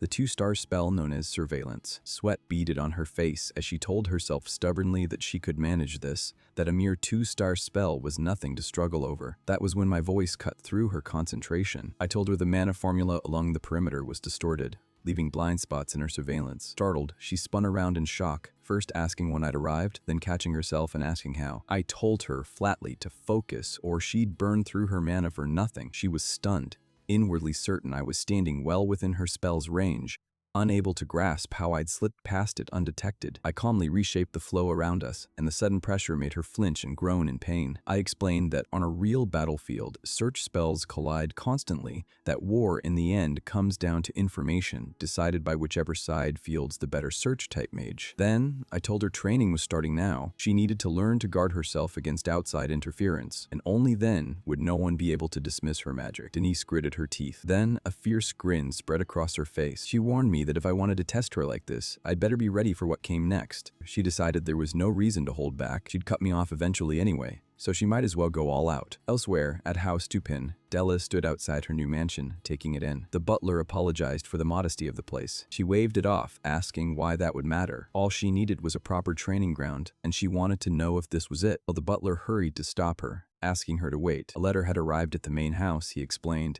and he brought it to her personally from Lady Denise of House Veltus. Della paused, confused, then took it and read in silence. A short laugh escaped her a moment later. She read the contents back to herself in disbelief. Denise was proposing a duel, and apparently intended to lose it on purpose. Reading further, Della remarked dryly that Denise's grasp of trap setting was worse than a monkey's, and wrote the whole challenge off as absurd. Still, with a determined look in her eyes, she told herself that I suited House Dupin far better anyway. Meanwhile, in Ebelstein's noble district, Denise sat listlessly over a cup of tea, thinking back on the day before, wondering what had gotten into her, why she'd pushed herself so hard, only to collapse in an undignified heap in front of me. Aline approached the table and called out to her cautiously. Denise looked up and greeted her warmly. Taking the seat across from her, Aline explained she'd heard about Della's rude behavior toward Denise recently, and as Della's older sister, wanted to apologize and sincerely asked for forgiveness. Denise smiled and told her there was no need. Their conversation had actually been pleasant. Still worried, Aline explained that Della could be aggressive at times, but wasn't unkind at heart, and asked again for forgiveness. Denise reassured her that nothing serious had happened and told her not to worry, all while privately wondering why forgiveness was even necessary when Della was, to her, nothing short of a savior. An adorable little angel. Aline then admitted she wasn't sure Della would settle in well after joining the Rosa salon, doubting her sister could adapt easily to that kind of social setting. Leaning in, she hesitantly asked Denise for a favor. Denise tilted her head, asking what she had in mind. At House Dupin, Della walked through the mansion being prepared for her. Spotting one hallway that looked too bare, she decided a painting from the main estate should be brought over and hung there. Once the servants finished settling her belongings, she eagerly asked if she could finally start training. A maid mentioned the guests were expected soon. Della, confused, asked who. The butler explained she was due to meet the Renfell Trading Company over lunch and the Magic Society later that afternoon. Della told him to deal with it himself and turn everyone away. The maid then added that someone from House Veltus would be arriving before lunch. Irritated, Della asked why anyone from House Veltus would be visiting, insisting she had no interest in meeting them. The butler clarified that the visitor was me and asked if she still wanted him turned away. Della froze, her face going bright red. The instant my name registered, she rounded on the servants, demanding to know why they'd told her so late, complaining that the notice was far too sudden, and ordering every piece of makeup and clothing in the house brought to her room at once. Shouting for everyone to hurry, she bolted down the hallway in a panic, nearly tripping over her own feet. I arrived at the mansion soon after with the butler trailing beside me. He asked whether I'd come to talk Lady Della into something. I confirmed it. The Rosa Salon wanted her to join, Aline had asked Denise for help, and Denise had sent me to see what I could do. The butler doubted even I would manage it. Despite Aline's best efforts at persuading her, he explained, Della had only ever given vague, non-committal answers, always claiming she'd think about it. I told him I at least had to try. While I waited in the reception room, Della fidgeted nervously with her shoe and kept smoothing her hair. When the maid announced my arrival, she let out an odd little yelp, then immediately flustered, insisted the sound had meant nothing, and stammered for me to come in, privately cursing herself for making such a ridiculous noise. I stepped inside and asked politely how she'd been. She leaned forward with a delighted smile. Once we both sat down, I studied her for a moment and remarked that she seemed to have grown quite a bit taller. She scratched her head, a little shy. I added that she'd become more beautiful too. Overwhelmed, she cupped her own blushing cheeks and beamed. I watched her reaction play out. Trying to recover her composure, she picked up her teacup and teased that I must have picked up a talent for flattery from the socialites. I told her evenly that I'd only said what was true. Her blush deepened and she ducked behind her cup to hide it. I explained I'd actually come with a favor to ask and got straight to it. Would she consider joining the Rosa Salon? She stared at me, stunned into silence,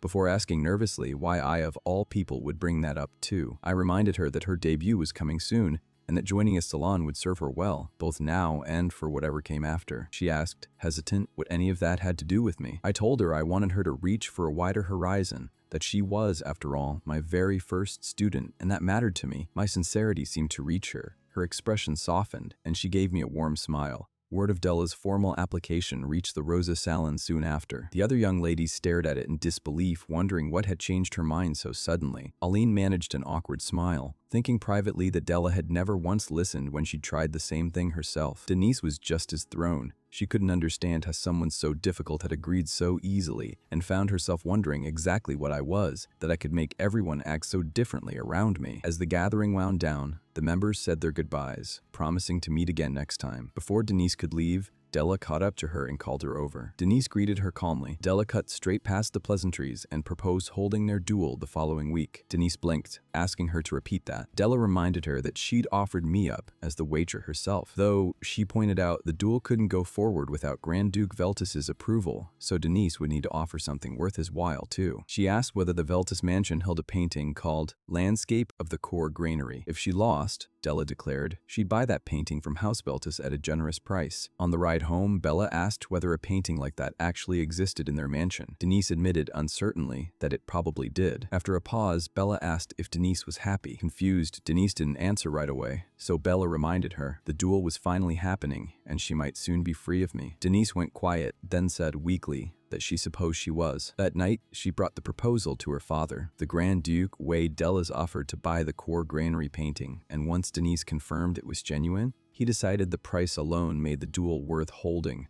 with me as the stake. He called it an excellent deal. Then he told Denise she didn't necessarily need to accomplish anything through magic itself. If she could prove useful to the family, even through an arrangement like this one, that would be enough to satisfy him as her father. The next day, she knelt alone on a grassy hill and cast her search magic out across the land. Countless glowing threads stretched through the sky and over the ground, tying everything within reach together. Eyes closed, she felt a single blade of grass shift somewhere in the field. Her awareness stretched further still until she picked up birds passing overhead, the same ones, she realized, recognizing them at once, wondering if they'd been watching her from that same spot all along. A small smile crossed her face. She lifted her hand, coaxing the threads gently through the air, laughing freely as the birds wheeled above her. I came up behind her without her noticing. Watching her bright expression, I gave her a gentle smile and her cheeks went red as she stared back at me. A long silence settled between us before she finally broke it, admitting she'd lost track of me yet again.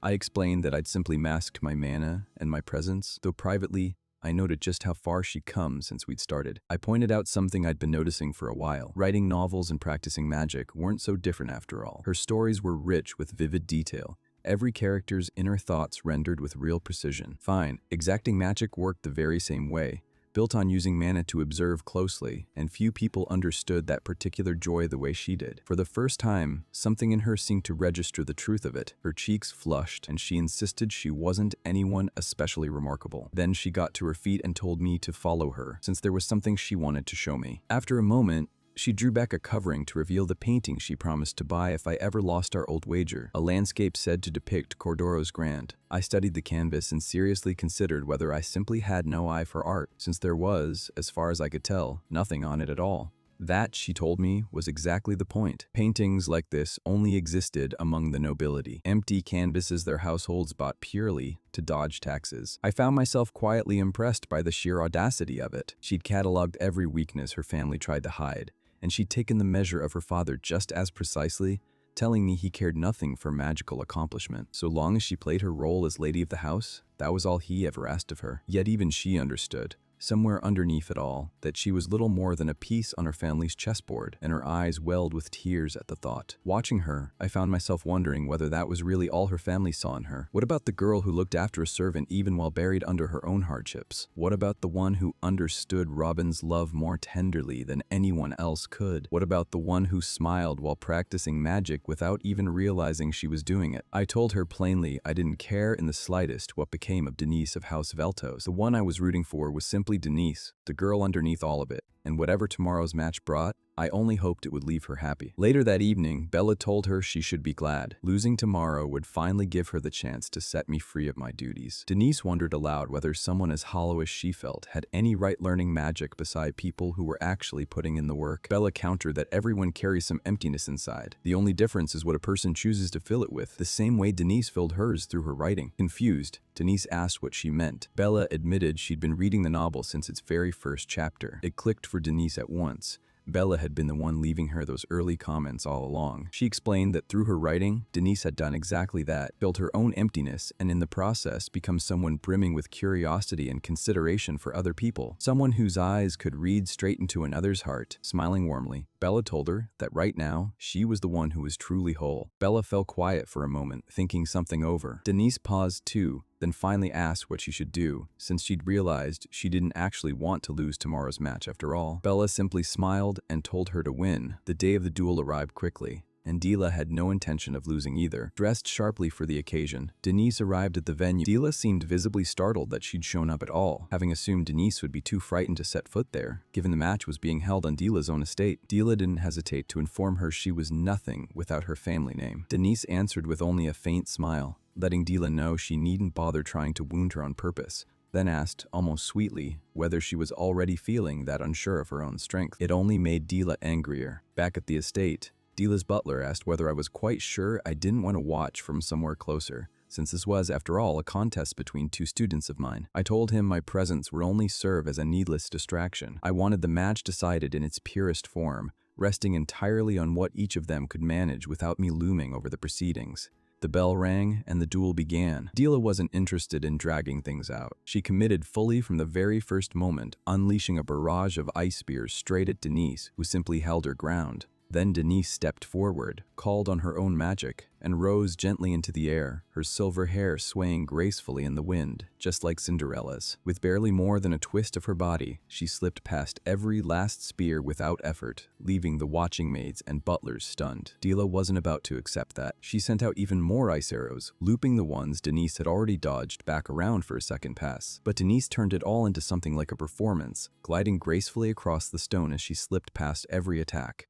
It made for a striking sight in its own right. Watching her clear every last arrow, including the ones sneaking up from behind her, without breaking stride once. Within seconds, not a single arrow remained. Bella, watching it all unfold, was left too stunned to speak. I, meanwhile, knew exactly what she'd pulled off. It was an exceptionally subtle wind spell, handled with such delicate control that it let her clear every last ice spike. Her sense for mana had climbed to an entirely new level too. In the form she'd reached now, she could dodge every one of Dila's attacks without so much as glancing at them. Something in Denise settled at that moment. She'd finally done it. And right now, she was having the time of her life. Dila, on the other side, most certainly was not. She shouted that Denise had promised to throw the match. And yet, here she was, dodging everything in sight, when she should have simply stood there and taken the hit. Denise answered with only an apology, admitting to Dila that she'd lied, because right now, more than anything, she wanted to win, and she fully intended to. Dila felt it immediately, the sudden weight of Denise finally getting serious. Dila had no intention of backing down. Calling up a fresh surge of power, she told Denise to drop the cheap tricks,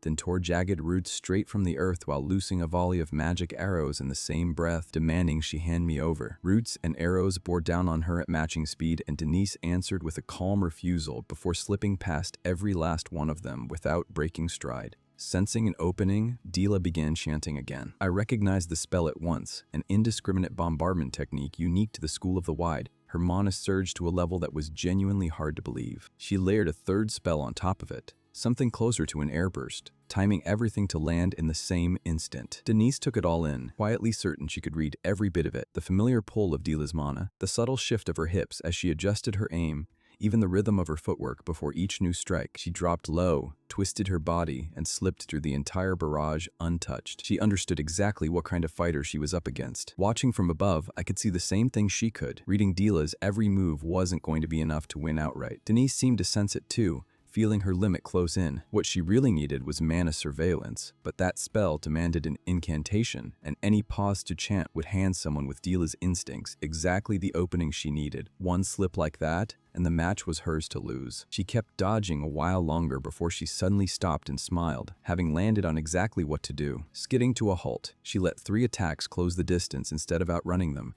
gambling that she could pick them off individually at the last moment. The first arrived, and she slipped clear of it. The second, an arrow aimed straight at her head, met the same fate. The third came from behind, and she avoided that too. Then a fourth caught her completely off guard, striking from a blind spot she hadn't accounted for. Dila was certain, in that instant, that she'd won. The impact threw up a thick curtain of dust. I stayed quiet, watching. As the dust cleared, Denise was still on her feet. Dila couldn't make sense of it. The hit had landed clean, she was sure of that, so why hadn't the protective ward triggered? Then it hit her. Denise had slipped off her protection bracelet beforehand, specifically so it wouldn't activate. She'd taken the blow with nothing but her own body, blood now tracing a line down the side of her face. Dila could barely process that anyone would strip off their own protection just to absorb a hit like that. With a faint smile, Denise pointed out that since the ward had never triggered, the match technically wasn't over yet. Even I hadn't seen that coming, and I'll admit the sheer nerve of my own student caught me off guard. Furious,